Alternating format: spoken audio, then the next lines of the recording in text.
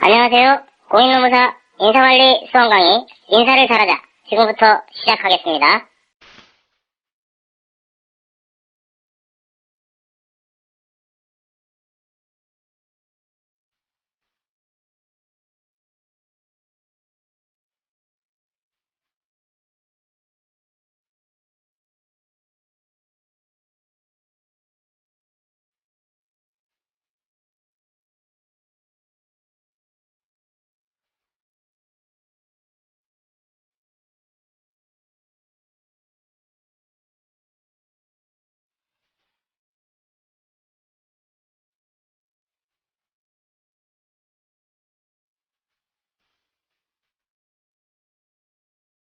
네, 안녕하세요. 공인노무사 시험 합격하시면 안 들어도 되는 방송 정통 인사노무 관리 강의 인사를 잘하자 2회를 시작합니다. 와. 자, 네, 첫 녹음할 때보다 좀 떴어요. 목소리가 좀 이렇게 붕 뜨는 제가 목소리인데. 첫 녹음 들어보니까 제 목소리가 너무 깔아져 있어서 좀 이제 하이톤으로 한번 해보려고 그랬습니다. 저음을 좋아하는 청취자분들이. 남자의 중저음이 좋죠. 중저음 목소리가 아니라서 갑자기 여자 목소리가 들어오는데? 네. 일단 자기소개 시간을 가져보도록 하겠습니다. 일단 제가 먼저 할게요. 수습 일주일 된 꼬꼬마 노무사고요. 지금 조직사회에 이제 열심히 일해서 방송 준비를 소홀히 하고 있는 강명신 노무사입니다. 반갑습니다. 안녕하십니까. 중저음의 매력남. 학원가의 저평가 강사. 하우패스 인사노무 관리 강사. 무명 강사 이현우입니다. 반갑습니다. 와, 나 목소리 좋지 않아? 네, 좋아요. 좋습니다. 오직 고득점만을 추구하는 가장 수험 적합적인 강의를 하고 있는 영혼이 아름다운 강사. 한림북학원의 노성분 강사입니다. 어디서 주워온 거지? 그 두 문자를 따서 전 두 문자 잘 땁니다. 네. 고득점을 추구하는 수험 적합 고수 강사라고 불러주시면 됩니다. 고수 강사. 고수 강사. 오늘 이제 그 새로운 목소리가 그것도 여성분 목소리가 상큼한 들리고 있는데 확실히 여자분이랑 다른 것 같아요. 밑에 거울을 끼고 계신데. 정말 우리끼리 있을 때는 뭐 전혀. 부지런한 자기 관리가 필수입니다. 정말 어렵게 섭외했습니다. 제가 이분 섭외하냐고 정말 힘들었습니다. 제가 1000대1의 경쟁률을 뚫고 심사와 면접과 일주일 만에. 그리고 저의 이 모집과 선발 과정은 아주 엄격하고 냉정하고 그런 걸 모집을 하기 때문에 가장 인텔리하면서 지적이면서 엘레강스하면서 르누아르적인 분이 오셨습니다. 큰일 났네요. 띠가 어떻게 되시죠? 저는 호랑이띠. 저와 띠동갑이네. 네, 자기소개 좀 바로 이렇게 하나요? 아니면 뭐 이분 모시면서 뭐 에피소드 같은 거 없었어요? 네, 에피소드는 없었구나. 만들어야지 지금. 만들고 있으니까. 정말 어렵게 섭외했다니까요. 제가 학원에 나가가지고 정말 이 삼고초려 아시죠? 어제 새벽 3시까지 술 마시면서 설득을 했다고 들었는데. 저한테 회를 사주시면서 회유하셨죠. 회를 먹으면서 회를 사주셔서 회유를 회를 사주면 회유고, 개를 사주면 개유. 소를 사주면 소유야? 강남역에서 또 이 특별에 모셔가지고 강남역까지 어제 갔습니다. 강남 여자네요. 그만하자. 안녕하세요. 저는 한림법학원에서 경영조직을 담당하고 미모 3위를 담당하고 있는 이혜선 농사입니다. 반갑습니다. 그 하우패스 경조 강사 자리가 비어 있는데 넘어질 생각 없으니까 저랑 같이 벽을 보면서 대화하는. 고려해보겠습니다. 미모 3이긴 하지만 경영조직에서는 미모 1등을 담당하고 있습니다. 네, 저 혼자거든요. 일단은 저희 첫 방송이 지금 올라갔잖아요. 보니까 그 아이폰 리뷰마다 다 좀 다르던데 다 읽어보셨나요? 동의 카페도 한번 반응 올라간 뒤로 이렇게 댓글들이 많이 달리고 이랬는데 좀 예. 어떠셨는지. 동인 카페 조회수 1000개를 돌파했습니다. 아, 박수! 네. 박수! 박수! 너무 부담스러워요. 이제 저희가 좀 그냥 좀 약간은 여러분에게 도움을 주는 것도 있고, 그 다음에 이제 저희들끼리 이제 또 약간 강의를 하면서 이렇게 좀 활력소도 생각을 했었는데, 너무 많은 분들이 관심을 가지시더라고요. 제 강의 수업 들으신 분들도 네. 제가 얘기를 안 했는데 다 들으셨더라고요. 거의 한 절반 이상들이 들으셔가지고 수업 시간에 좀 몸둘 바를 몰랐습니다. 어쨌든 처음에 우리가 시작할 때 좀 웃자고 시작했는데 예. 이거 마무리가 이제 거의 뭐 죽자고 가는 분위기가 되지 않을까 싶어서 부담이 좀 많이 예, 되는 게 좀 사실이죠. 기대를 되게 많이 하시더라고요. 오늘은 이제 본격적으로 진도를 나가볼까 하는데요. 일단 총론 부분을 먼저 해보려고 합니다. 근데 이제 총론 부분이 저희 인사노무 관리 인사노무 과목을 공부하면서 좀 중요한 부분을 차지하고 있는지, 예, 이런 부분들에 대해서 우리 이제 다른 노무사님들께서 좀 얘기를 좀 해주셨으면 좋겠습니다. 누가 먼저 얘기해 주실까요? 총론 부분은요. 네.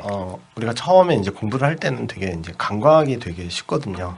저 같은 경우도 이 총론 시험도 안 나오는데 뭐하러 보는지 해가지고 패스하고 이제 그 다음 바로 직무부터 보고 했는데 그래서 시험을 떨어졌었거든요. 그러니까 이제 총론 부분이 어떻게 보면은 이 부분을 깊이 이해하는, 그러니까 시작이기도 하지만 전반적인 모든 부분, 확보, 개발, 보상, 유지, 관리, 방출까지 다 보고 나서 다시 총론을 봤을 때 이 총론 이해되고 그 흐름을 이해할 수 있다고 하면 어떻게 보면 인사관리에 되게 고득점을 할 수 있다고 생각을 하거든요. 그러니까 이 인사관리의 알파와 오메가다. 알파와 오메가 깔때기 총론은. 그래서 이 총론이 되게 중요합니다. 그리고 이슈미 트렌드도 다 어떻게 보면은 총론 부분에 다 연결된 거라고 생각하니까요. 네. 어쨌든 총론 관련해서 이제 저는 이런 생각이 좀 드는데, 어떤 학문이든 간에 이제 다 의문에서 출발하잖아요. 그러니까 법이라고 하는 거는 어떤 게 사회적인 어떤 그 진리라고 하기보다는 어떤 기준을 어떻게 잡을 것이냐라고 하는 고민일 거고, 그 경영학도 사실은 요걸 가지고 사회에서 어떻게 하면은 기업 경영을 잘할 거냐, 조직 경영을 잘할 거냐, 이제 여러 가지 그런 측면에서 하는 건데, 인사관리도 이 과목을 왜 공부를 해야 되는가라고 하는 부분이 사실은 총론 쪽에 녹아 있을 거란 말이죠. 그래서 그 부분을 이해를 해야 이 인사관리 과목을 공부하는 목적이 이해가 될 거고, 그 목적이 이해가 돼야 그 목적에 맞게 이제 본인이 공부를 하실 수 있는 거거든요. 그래서 그 부분이 좀 깔려 있지 않으면은 강론 들어가서 공부를 하시더라도 과연 내가 어디로 가고 있는지를 몰라요. 그러다 보면 이제 자꾸 이제 깊이만 들어가려고 하는 거죠. 디테일만 파괴되고. 그러니까 내용은 알겠는데 이게 전체적으로 어디를 향해서 묶어져야 될지가 감이 안 와요. 그래서 그 부분을 확실하게 좀 기초를 닦고 가셔야 나중에 강론 공부하실 때도 좀 탄탄한 기반 위에서 본인의 어떤 성을 쌓을 수 있을 거다라는 말씀을 좀 드리고 싶습니다. 예, 그러니까 이제 저 같은 경우도 그래서 처음에 공부를 할 때 암기 위주로 갔었던 이유가 이 총론 부분이 솔직히 이해가 잘 안 가고요. 그다음에 어떻게 보면 이제 기본적인 이 베이스가 지식이 얕아서 잘 모르기 때문에 그래서 이 암기 위주로 가서 이 흐름을 이해하지 못한 것들이 다 이 앞쪽 총론 부분을 다 알고 났을 때, 그러니까 다 공부하고 나서 총론을 이해한다는 것에 되게 기쁘더라고요. 이 어려운 말들을 이해하고 있구나 내가. 그런 것들. 예, 그런 것 같아요. 그렇죠. 근데 수험생들을 보면 대부분 구슬도 깨어야 보배인데 구슬만 많이 갖고 있는 분들이 많은 것 같아요. 그걸 깰 수 있는 게 이제 총론 파트를 잘 보면서 흐름을 잘 이해하면 좋을 것 같아요. 그렇지 않을까요? 그런 것 같습니다. 어제 멘트 고민하고 오셨어요? 제가 원래 태어날 때부터 말을 잘했습니다. 아, 그래서 교정하고 계시는군요. 교정은 미모를 위해. 네. 오늘 이렇게 중요한 총론 부분에 대해서 이제 강의를 잘 해주시길 바랍니다. 자, 그러면 일단 인사관리의 형성 과정부터 이야기를 시작해 나가도록 할 텐데요. 예, 어떤 분이 먼저 좀 썰을 풀어주시겠습니까? 일단 크게 그 인사관리의 기초 관련해서는 일단은 좀 나눠봤으면 좋겠어요. 그러니까 네. 인사관리가 경영학에서 어떤 위치를 차지하고 있느냐라고 하는 것 하나, 그 다음에 인사관리가 어떻게 발전되어 왔느냐라고 하는 것, 그리고 그 인사관리에서 사람에 대한 관점, 그리고 조직에 대한 관점, 이런 것들이 어떤 관점들이 있느냐, 그리고 인사관리가 기업 경영에서 왜 중요하냐, 이렇게 한 4가지 정도로 좀 나눠서 설명을 드려야 될 것 같아요. 형성과정이라고 하면 너무 뭉뚱그려서 말씀을 드리는 것 같고, 일단은 그 중에서 이제 경영학하고 인사관리 위치가 과연 어떻게 되느냐, 경영학 안에서. 이 부분 제가 먼저 말씀을 드리고, 제 말씀이 또 너무 길면은 재미가 없으니까 그 부분은 뭐 노성봉 노무사님이 받아서 또 다음 부분 진행하시면 어떨까 하는 생각이 드는데, 일단 먼저 이제 경영학이라고 하는 것 자체는 사실 그 국가 경제 혹은 전체 이제 경제에서 경제 주체들이 여러 사람들이 있잖아요. 정부도 있고 기업도 있고 개인도 있고. 근데 이제 보통 경제학에서 우리가 경제 주체라고 얘기하는 거는 국가를 일단 제외하고 물건을 만들어내는 사람하고 그 물건을 소비하는 사람하고 이제 두 개의 주체가 어떻게 경제 활동을 하느냐 하는 것을 이제 분석하는 것이 경제학이잖아요. 그럼 이제 그 가운데서 기업이라고 하는 이 경제 주체가 어떻게 물건을 만들어내고 거기서 자기의 경제 활동을 해 나가느냐 이런 것들을 연구하는 학문이 이제 경영학이죠. 근데 이제 그거를 이론적으로 가기도 하고 어떻게 하면 그 안에서 경제 활동을 잘해서 더 많은 수익을 낼 수 있을까에 대한 고민이 이제 경영학 속에 녹아 있는 거고요. 그래서 이제 경영학이 그런 학문이다라고 하면 이 경영 활동 자체는 기업이 이제 그 경영 활동을 하는 것 자체는 사실은 어떤 물건을 가져다가 그거를 막 가공을 해가지고 그게 이제 제품이 될 수도 있고 서비스가 될 수도 있고 이제 그런 것들을 만들어내서 시장에 팔아서 수익을 챙기는 이제 이런 일련의 중심적인 활동이 있을 거고요. 이 활동이 잘 되기 위해서 여러 가지 자원들이 이제 투입이 되잖아요. 중간중간.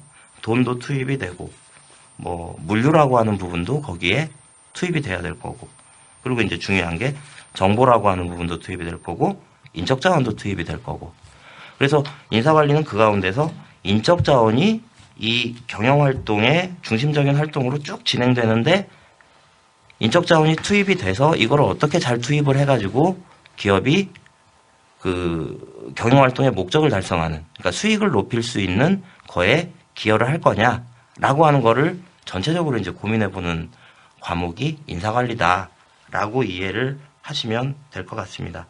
왜 이렇게 긴장이 되지? 그쵸. 왜 그러니까 왜 이렇게 오늘 긴장해요? 왜 얻으셨어요? 그냥 그 딱 네. 한마디로 쉽게 얘기해서 하는 거 그거 아니에요. 사람을 어떻게 갈궈가지고 최대한 돈을 벌 것인가. 그쵸. 그렇죠. 그죠? 그냥 쉽게 네. 얘기해서. 경영 자체가 어쨌든 그 경영 활동을 통해서 수익을 내기 위한 거잖아요. 거기에 인적 자원을 어떻게 투입을 하고 그 투입을 잘해서 수익을 잘 내는데 이 인적 자원을 잘 활용할 것이냐라고 하는 거를 이제 고민을 하는 거죠. 근데 이제 잘 활용한다라고 하는 것이 과연 이제 쪼아대는 것만이 능사냐 아니면은 이 쪼아대면서 중간중간 풀어줄 때가 있어야 되느냐 아니면 잘 풀어주는 게 좋은 거냐 이제 이런 여러 가지 고민들이 이제 섞여 있겠죠. 어려운 말로 이 경제적 효율성과 사회적 효율성이 조화를 추구한다는. 네, 그 부분은 이제 뒤에 가면 이제 목적 부분에서 이제 설명이 될 거고요. 예. 그럼 이제 인사관리 발전사에 대해서 한번 얘기를 좀 노성봉 노무사님 해주실까요? 예, 인사관리의 이제 교과서에 보면은 두 가지 측면 있잖아요. 인사관리는 그러니까 관리사적인 측면과 이론사적인 측면. 그러니까 관리사는 그냥 쉽게 얘기하면 역사적으로 그냥 이랬던 일이 있다. 뭐 그냥 이런 것들이요. 그 다음에 이론사적인 측면에서는 이제 과학적 관리 보호를 하는 경영학적인 학문적인 관점으로 도입하는데 관리사적 관점, 그러니까 인사관리는 되게 쉽죠. 생각하면 옛날부터 어쨌든 쉽게 얘기하면 그 개모임을 하더라도 이 노총무회 내가 회장하고 그것도 인사관리고요. 그러니까 그냥 이제 그래서 이제 교과서에 나오는 사례를 보면은 이 피라미드를 만들 때 제가 항상 수업 시간에 얘기하듯이 이집트 피라미드를 만들 때 피라미드가 뭐 10만 명의 인부가 20년 동안 한다 하면 첫째는 이 10만 명을 어디서 데려올 것인가 이 생각해봐야죠. 그게 이제 일단은 확보고 그러면 그거를 이제 처음에 뭐 쉽게 얘기하면 내가 이 파라오다 하면은 이 노예로 잡아올 것인가 국민들을 할 것인가 아니면 이 토목공사를 해서 이 4대강을 할 것인가 그렇게 해가지고 일단은 그래서 확보 그 다음에 확보된 사람을 데리고 왔으면은 그 사람들을 또 일을 시켜야 하는데 그 사람들이 처음에 피라미드를 지을 때 이 돌을 깎고 이런 거 모르잖아요. 그러니까 이걸 가르쳐줘야죠. 그러니까 이제 개발, 교육 훈련. 그 다음에 이 사람들 그렇게 일만 시키면은 또 일을 하지 않잖아요. 사람은 또 먹기 위해 살고 있기 때문에 빵도 좀 주고 그 다음에 좀 재밌게 좀 해주고 가끔씩 연애도 열어주고 그렇게 하는 것들. 그 다음에 보상. 그 다음에 계속적으로 20년 동안 장기적인 플랜을 통해서 유지 관리 그리고 피라미드가 완성됐을 때 집에 보내야 하잖아요. 방출. 그래가지고 네. 방출도 또 이 이집트에서도 또 이 됐던 거. 그 노예들이 또 가면 농사를 질 수 없잖아요. 그러니까 이 아웃플레이스먼트.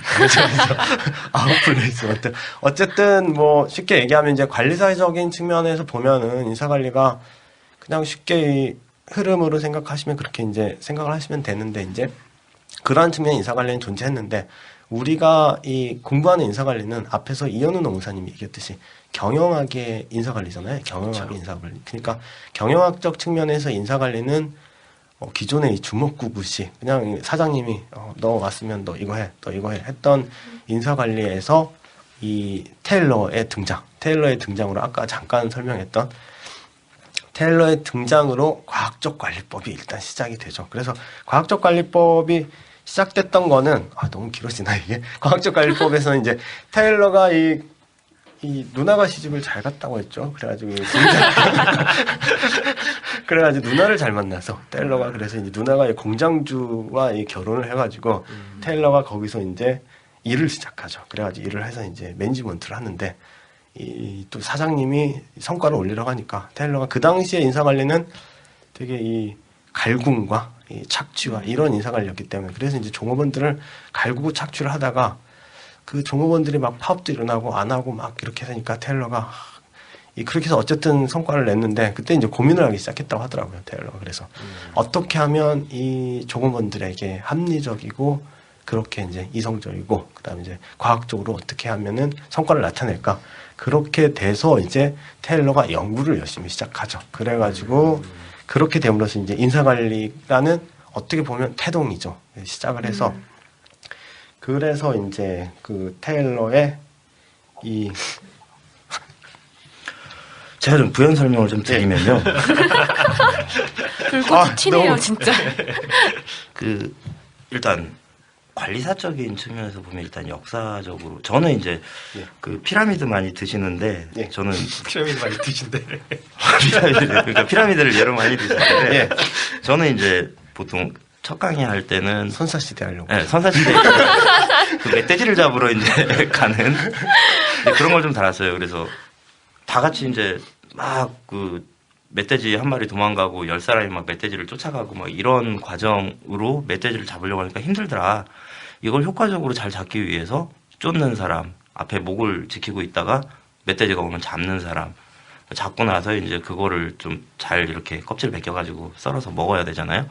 이제 그런 사람, 그리고 그러고 나서 그거를 어떻게 얘네들한테 뭐 다리는 누구를 주고 몸통은 누구를 주고 이제 이렇게 분배해주고 이제 이런 것들로부터 인사관리는 과거에서부터 이제 시작됐다라는 예를 좀 들었는데 피라미드 예도 괜찮은 것 같아요. 이것저것 괜찮습니까? 예는 괜찮은 피라미드 것 같은데. 깔때기? 성공. 근데 이제 기본적으로 이제 관리사적인 측면에서 보면 좀 요거를 좀 나눠서 좀 볼 필요가 있겠다. 그러니까 기업이 성장해 가면서 뭔가 이 인사관리하는 방법적인 측면이 이제 많이 달라졌을 거거든요. 그러니까 예를 들면 과거에 인사관리는 어땠을까? 그러니까 간해수공업 시대라고 본다면 그 당시에는 가족 단위 어떤 이런 것들이 이루어졌기 때문에 그 운영하는 사람이 다 친한 사람이고 그러니까 늦게까지 일 시키고 그러면서 그 사람의 모든 거를 다 책임져주는. 그러니까 우리나라로 치면 조선시대 이런 때 종 막 부려먹지만 걔 혼인도 시켜주고 결혼하면 뭐 땅도 이렇게 좀 내주고 농사 지을 수 있도록 이제 이렇게 모든 인생을 책임져주는 이런 인사관리 시대가 있었다는 거죠. 그게 이제 가부장적 인사관리 시대라고 하면 이게 점차 이제 산업혁명이 생겨나고 하면서 기업이 커져요. 커지다 보니까 다 책임을 못 져주잖아요. 인생에 대해서 책임을 못 져주니까 일은 일대로 쪼아대는데 사람들에 대해서 책임은 못 져주는 이게 이제 그 박경희 교수님 책에 나와 있는 착취적, 전제적 인사관리의 시대였다. 이제 그러다 보니까 이게 이제 저항에 부딪히죠. 사람들이 이제 참정권을 요구하기 시작하고 그러면서 이제 차티스트 운동이 벌어지고 우리 이렇게 괴롭히는 거는 저 기계 때문이야 라고 하면서 기계를 때려 부수는 무슨 러다이트 운동인가 이런 게 벌어지다 보니까 이대로 놔두다가는 폭동이 일어나겠다. 뭔가 얘네들을 잘 구슬려야겠다 라고 하면서 이제 좀 협의적인 관리를 하기 시작하죠. 요게 이제 협의적 인사관리의 시대로 넘어왔고 이게 앞으로는 뭔가 그 경영하는 사람과 그 노동자들이 동수로 같이 뭔가 의사결정을 하고 기업에 대해서 책임져 나가는 형태로 민주적인 인사관리의 시대로 갈 거다라고 하는 게 이제 예상이긴 한데 과연 그렇게 갈 수 있을지는 모르겠어요. 근데 이제 그 사이에 그 협의적 인사관리 시대가 도래하는 그 사이에 노동자들은 노동자들대로 기업인에 대해서 못 믿고 기업인은 기업인대로 이 근로자들에 대해서 못 믿고 이제 요런 시대에 뭔가 이 인사관리라고 하는 거를 체계적으로 기준을 잡아서 명확하게 사람들이 이만큼의 일을 하면 그만큼의 보상을 해줘야 된다. 그거를 통해서 서로가 불만이 없는 어떤 제도화된 규칙들을 만들어낼 수 있지 않겠느냐라고 하는 고민 속에서 이제 그 테일러 아저씨가 과학적 관리법을 주장하기 시작한 거죠. 맞죠? 네, 맞습니다. 이 교과서적인 아주 교과서적인 이 임창희 교수님 책 앞부분에 선사시대 벽화 그림 있고 그럼 그것을 보시고 생각을 하신 것 같습니다. 벽화는 좀 그렇고 나는 좀 활동적인 사람이니까 돼지를 잡자.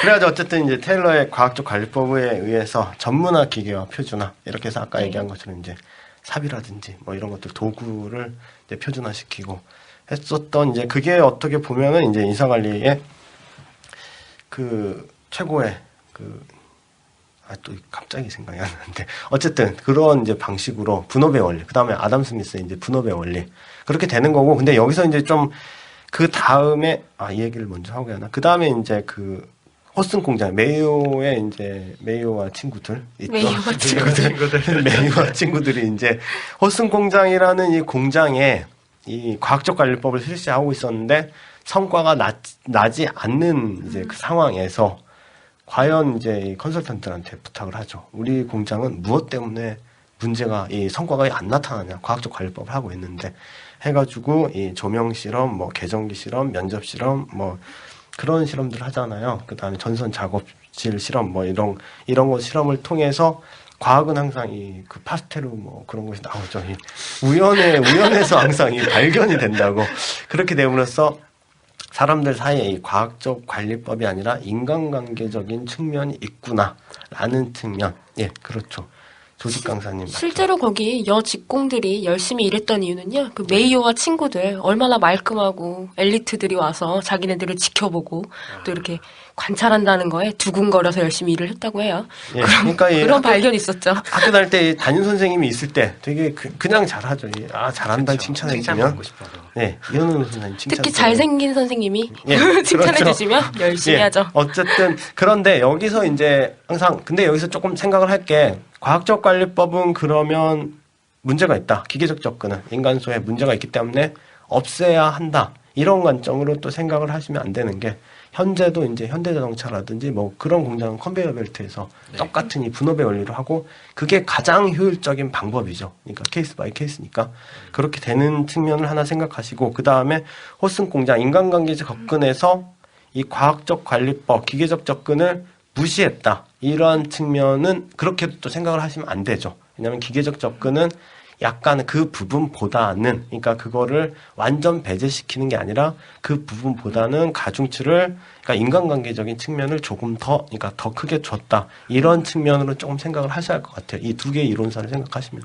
근데 이제 사실은 그런 측면이 좀 있죠. 아까 어디지 호송 공장에서도 일하는 사람들이 자기한테 갑자기 막 일만 시키다가 갑자기 인터뷰하고 이러니까 내가 뭐 중요한 사람인가? 뭐 이제 이런 생각을 하면서 작업 능률이 확 올라가는 이제 그런 데서 이제 착안해서 이제 만들어지긴 했는데 이제 사실은 이런 것들을 주장하면서 이 사람들이 좀 불행한 게 그런다고 해서 기계적 접근법에 대해서 이거를 반박할 수 있는 그런 주장을 하면서 확 뒤집은 것도 아니고 그리고 이제 이 사람들을 그러니까 직원들에 대해서 뭔가 인간적인 접근을 해야 된다라고 주장을 하면 이 일하는 사람들이 자기들을 지지해줘야 되는데 이 일하는 사람들도 자기들을 지지하지 않고 돈을 더 줘야지 뭐 인간적인 뭐 이거야 이제 이런 식으로 이제 되면서 참 약간은 좀 불행한 학파가 좀 만들어졌는데 어쨌든 두 학파가 쭉 같이 이제 달려오던 시대가 좀 있었죠. 되게 사탕발님이 영어로 또 슈가 매니지먼트더라고요. 저 이거 보고 되게 재밌었습니다. 이런 거 답안지 써주면 좋나요? 슈가 매니지먼트는 조금 위험하지 않을까요? 장난하는 줄 알고. 그렇죠. 아니 근데 교과서에 써있긴 써있으니까 네. 어쨌든 교과서에 가로치고 영어로 써있는 것들은 어쨌든 영어로 써주는 게 좋긴 합니다. 이런 것들은. 참고하세요, 수험생 여러분들. 그 다음에 이제 그 테일러이즘 같이 어떤 합리성을 강조하는 흐름이 있었고 또 호소은 실험을 통해서 만들어진 인간관계 학파처럼 인간성을 강조하는 흐름이 있었고 그 다음에 나타난 게 이제 어떤 전략적 인사관리라고 하는 측면에서 이 인간을 강조하는 측면들이 좀 나타났죠. 그러니까 전략을 달성하기 위해서 가장 중요한 게 뭐냐. 이제 그게 남들이 가지고 있지 않은 뭔가 특출난 그 자원을 우리가 가지고 있어야 되는데 그 부분이 그 인적 자원이다라고 하는 자원 기반 이론에 기초한 어떤 그 인적 자원을 강조하는 이제 그런 접근 방법들이 이제 나타나기 시작했고 그거하고 이제 전혀 별개로 이제 노동지향적 접근이 나타나기도 했죠. 그래서 주로 이제 북유럽 쪽에서 어떤 그 생산성 향상이나 합리성이나 복리후생 이런 건 다 기업가를 위한 거다. 오히려 근로자를 위해서 어떻게 할 거냐라고 하는 것이 중요하다. 그래서 자유롭게 노동이동도 하고 직장 안전도 보장돼야 되고 직무도 인간적으로 설계하면서 노동의 인간화를 추구해야 된다. 이제 이렇게 주장하는 분들도 이제 나타나기 시작했는데 어쨌든 인사관리에 대한 이해는 사실 여러 가지 관점들이 복합적으로 좀 나타나 있다고 보시면 될 것 같아요. 너무 한 가지 측면으로만 이제 이해하려고 하시다 보면 이제 막히죠. 졸리세요? 네, 아니 제가 새벽에 잤잖아요. 또 열심히 또 뭐 강의 준비하셨나요? 아니, 아이고. 네. 아니요, 취중 강의. 그다음에 이제 인간과 조직에 대한 기본 관점. 요거에 따라서 이제 저희가 또 인사노무를 공부할 때 보는 시각이 다 이어지잖아요. 기본적으로 어떤 관점들이 있는지. 이 부분은 조직을 공부하신 이혜선 노무사님이 하시는 게 좋지 않아요?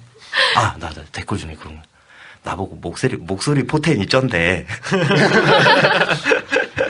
형님 목소리 좋다고 하더라고요. 처음에. 저만 목소리 별로. 예선 농사만 저 칭찬해줬습니다. 목소리 좋다고. 네, 목소리 좋으셨는데. 네. 나 오디오 강사로 그냥 전업을 할까. 오디오 강사. 테이프 팔아. 어쨌든 네. 편집. 그 조직에 대한 관점 부분은 아무래도 그쪽을 공부하신 이혜선 노무사님이 더 잘 설명을 해주실 수 있을 것 같은데요. 네, 한번 해볼까요? 지금 인사관리에서 배우고 있는 인간에 대한 관점, 구성원들에 대한 관점이 아마 X이론, Y이론 배우실 것 같아요. 그쵸? 근데 이게 조직행동론에서는 동기부여 내용이론의 하나로 배우고 있는데요. 먼저 X이론은 이제 인간을, 내 밑에 있는 부하들을 아주 일하기 싫어하는, 게으르고, 책임지고 싶어 하지 않는 수동적인 인간으로 바라보는 관점이에요. 그리고 Y이론은 그것과 정반대되게 아주 인간은 일을 좋아하고 책임지는 것도 좋아하고 아주 창의적이고 능률적이다라는 관점이 바로 Y이론입니다.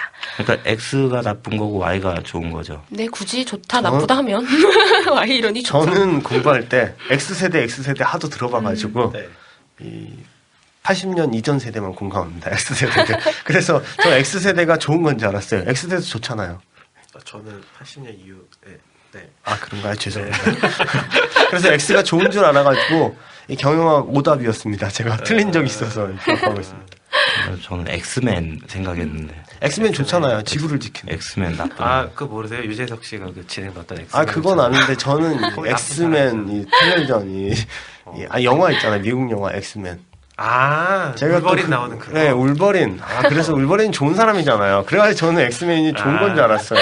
실제로 이 이론을 주장한 맥그리거는 Y 이론이 옳다. Y 관점을 취해서 구성원들을 관리해야 한다라고 주장을 했죠. 네, 이게 동기부여 이론 5가지 중에 하나예요. 내용 이론 5가지 중에. 네. 네. 그렇다면 과연 인적 자원 관리가 왜 중요한가? 네, 이거에 대해서 이제 좀 얘기를 해주시고 그 다음 좀 큰 내용으로 다시 넘어갈게요. 이거 뭐 그냥 좀 개념적인 설명인데요. 네.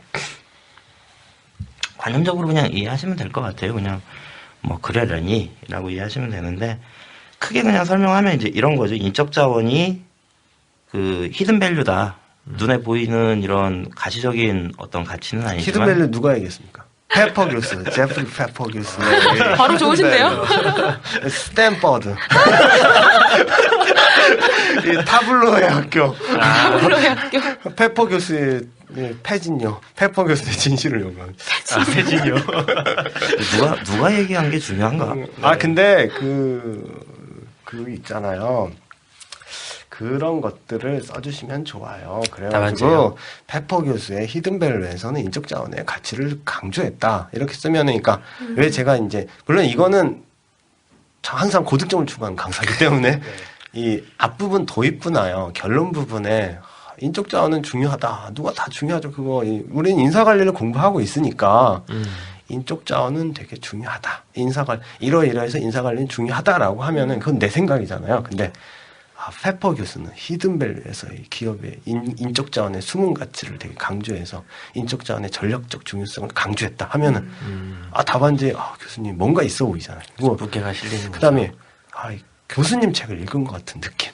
저는 그런 걸 강조합니다. 무조건 인사관리 고득점. 답안은 좀 이렇게 세련된 맛이 있어야 좀 점수가 잘 나오는 것 같아요. 이런 말들도 들어가고 그래서 영문 기재도 하는 거고 그런 것 같아요.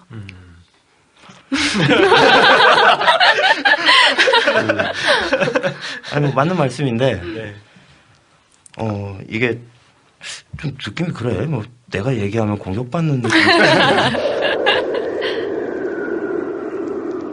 이제 그래서 인적 자원이 이제 다른 자원하고는 이제 다른 특성을 가지고 있기 때문에 인적 자원이 중요하다라는 거죠. 이제 거기서 얘기하는 게 이제 다른 자원 같은 경우는 이제 유한한데 인적 자원은 가치가 상당히 무한하다. 그래서 이제 그런 무한성 그리고 모방하기 어렵다는 특성이 있고 그리고 기계나 설비 이런 거는 수동적으로 움직이지만 인적 자원은 능동적으로 반응하는 존재다라고 하는 것 그리고 인격을 가지고 있는 그런 존엄성을 가지고 있는 존재다.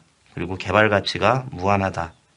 그리고 그 자본이나 원료 이런 거는 소진되는 데 반해서 똑같은 얘기네. 무한성하고 똑같은 얘기네. 어쨌든 그 소진성이 있다. 그러니까 재고 비축이 안 된다는 얘기죠. 인적 자원 같은 경우는 이제 그런 그 다른 자원과 다른 특성이 있다라고 하는 것이고요. 그래서 이제 인적 자원 관리가 왜 중요하냐라고 하면 인적 자원이 이제 가치 양면적인 특성이 있다. 그래서 고부가 가치가 될 수도 있지만 고리스크가 될 수도 있다. 그리고 인적 자원을 잘 활용하면 여러 가지 그 레버리지 효과를 가져올 수 있다. 그리고 산업 변화에 따라서 계속 기업이 변화해야 되는데 그런 것들을 가장 능동적으로 풀어나갈 수 있는 존재가 인적 자원이다. 정도? 그렇기 때문에 결국 기업을 이끌어 나가는 데 있어서 가장 중요한 자원이 인적 자원이다라고 이제 책에서는 많이들 얘기를 하고 있죠. 혹시 뭐 부가에서 설명하실 부분이 있으시면 말씀을 좀 더 해주시고. 교과서에 나온 것처럼 기업의 이제 주기능과 부기능, 그래서 생산과 이제 원재료를 공급하고 생산하고 하는 것도 사람이 하고, 그 다음에 이제 부수적으로 금융이라든지 뭐 이런 것들, 전략이라든지 기획, 마케팅, 이것도 사람이 하고, 어쨌든 다 사람이 하니까 사람이 제일 중요하다. 그리고 제일 중요한 것은 우리가 지금 과목이 인사관리입니다. 이게 이 마케팅 과목이면 마케팅이 제일 중요한 거고, 그 다음에 그렇죠. 그 다음에 이제 기획이면은 기획이 제일 중요한 거이긴 하지만 우리가 이 공부하는 과목, 시험에 쓰는 과목은 인사관리이기 때문에 인사관리가 제일 중요하다. 이렇게 생각하시면 됩니다. 한 분은 그럼 다르게 생각하시는 분도 계시겠네요. 경영조직이 제일 중요하다고 생각하시는 그럼 네, 사람이 중요한 게 맞죠. 근데 이 사람에 대한 이해를 좀 더 깊이 있게 해보자 하는 것이 조직 행동론이니까 뭐 같은 맥락이라고 생각합니다. 네. 뜬금 없을 수 있는데요. 혹시 뭐 여기에 뭐 수험생들에게 드리고 싶은 도움 뭐 따놓은 거 있으세요? 어떤 거? 뭐 이제 그 방금 했던 뭐 인적 자원의 속성이나 중요성 같은 걸 답안지에 기술할 때 이렇게 하면 쉽더라 이런 거 도움 없으면 넘어가고요. 저는 도움 써본 적이 없어요. 근데 저 아까 패스? 예, 아니 이걸 뭐 정의를 쓰는데 뭘 도움을 땁니까? 아니 뭐 그래도 신화에서 아까 예? 아까 이렇게 예. 도움 잘 하신다고 그래서 저 혹시나 그런 게 있나 해서 항상 이제 실제 여쭤봤습니다. 기법이 나오면 이제 실력이 나오실 겁니다. 기법이 나오면 하는데 이제 항상 이 수업만 공부했던 수업만 갑자기 근데 보통 이런 중요성 같은 건 약간 네. 글발이라고 하나요? 그 내공에서 좀 나오는 것 같아요. 전반적인 이해 정도가 있으면. 그러니까 이 답안지를 보면요 이런 중요성이라든지 도입부 같은 경우는 솔직히 이 조금 요약서나 이런 거 암기해가지고는 제가 봤을 때는 절대 나오질 않더라고요. 그러니까 교과서를 되게 그냥 아까 저번 시간에 편집됐던 교과서 위주로 네. 교과서를 열심히 읽고 그다음에 교과서의 흐름을 이해하고 하면은 자연스럽게 이 체득화가 되거든요. 그래서 그 교수님의 이 언어를 흉내낸다는 거 이게 되게 중요해요. 그래서 교수님의 이 언어와 이런 것들을 흉내내는 거 그래서 뭐 법과목 같은 경우는 또 재밌는 것들 있잖아요. 그렇다고 생각하는 바 사료되며 뭐 이런 것들 우리 전혀 안 쓰잖아요. 그러하지 아니하다고 아니할 수 없다. 뭐 이런 것들이 있죠. 뭐 가사 쓰세요 여러분들. 그러니까 그런 용어들을 막 써주면은 이게 네. 근데 자기가 이렇게 되게 공부를 계속 하면요 이게 흉내를 은연중에 이렇게 보고 배우거든요 이게. 그러니까 그렇죠. 교과서를 계속 읽은 사람들 그래서 저는 항상 교과서 위주의 이 정통 인사논문 강사를 강의를 하고 있습니다. 그래서 표정이 안 좋으신데요, 이현 변호사님? 표정이 왜 그래요? 아니 웃기려고 하는 건지 이제 감이 잘 안 나요. 그러니까 제가 좀 웃기면서 도움을 줄 수 있는 강의를 해야 하는데 네. 가사 그렇고 네. 좋은 깔때기였습니다. 근데 그 말씀은 맞는 말씀 같아요. 그러니까 네. 어쨌든 그 익숙한 표현들을 채점하시는 분들은 좋아하시거든요. 그러니까 네. 본인이 사실은 그러니까 의미는 통해도 전혀 자기가 이제 익숙하지 않은 표현을 보시면 한번 갸우뚱하세요. 갸우뚱하는 순간 감점이거든요. 그래서 익숙하신 표현대로 쓰 나가다 보면 얘는 이쪽 공부를 상당히 많이 했구나라는 인식을 가지실 수 있죠. 그래서 그러니까 몇 첨매 그 이상을 채점을 하시니까 교수님이 그러니까 사람이요 좀 아까 이현 검사님 얘기한 것처럼 익숙한 게 나오지 않으면 좀 눈에 탁 튄다고 할까요? 저도 이제 답안지 채점하면서 보면은 이 채점을 또 작년에 이제 또 한기부터 열심히 채점을 많이 해봐가지고 보면은 이렇게 흐름이 좀 교과서 같은 문체에다가 흐름이 이렇게 매끄러운 답안지는 되게 좋더라고요. 이 느낌도 좋고 점수를 되게 주고 싶어요. 그렇게 하는데 약간 되게 거친 표현들, 그러니까 약간은 그냥 우리가 쓰는 일상생활 용어 같은 걸 구사하는 답안지들은 네. 예를 들면 그렇게 이제 저번 시간에 그런 거죠. 그러니까 뭐 기업의 시다로 일하는 쓰면 안 되는데. 네. 그러니까 설명드릴 때나 이럴 때는 이해시켜 드리려고 쓰겠지만 그거를 답안지에 옮겨 적으시면 큰일 납니다. 그렇죠. 시다를 뭘로 표현하 종로? 머슴이야 머슴 멍주나 그만해. 박 회장님. 편집 편집. 네. 이렇게 해서 지금 인사관리 형성 과정을 간단하게는 아닌 것 같아요. 네, 되게 지금 시간이 굉장히 많이 갔는데 인사관리 형성 과정을 살펴봤습니다. 이제 다음에 인적자원 관리 체계 여기서부터 조금 더 좀 가까운 내용이 오는 것 같은데요. 인적자원 관리 체계를 좀 살펴볼 텐데요.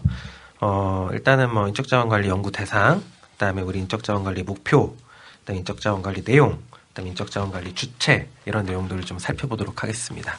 자, 이번에는 뭐 어떤 거부터 하는데요? 일단 흐름대로 한번 가보죠. 네. 그러니까 인적 자원 관리가 과연 뭘 연구하는 거냐, 연구 대상이 누구냐라고 하는 것부터 이야기를 좀 해보면 될 것 같아요.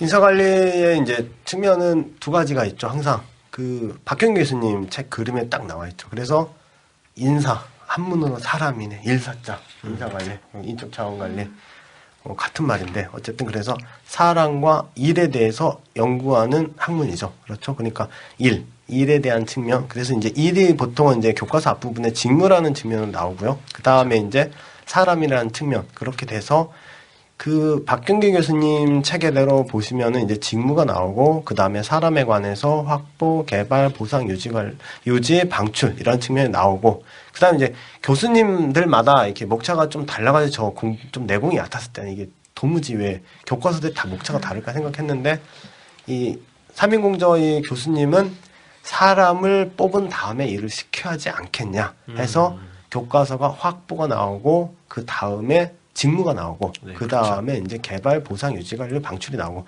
근데 그러기 전에 기업은 오픈 시스템이잖아요. 그래서 환경에 영향을 받고 있기 때문에 이 환경적 측면 그래서 환경이 나오고 그러니까 이제 조직이라는 이 네모난 그림을 하나 그리고요.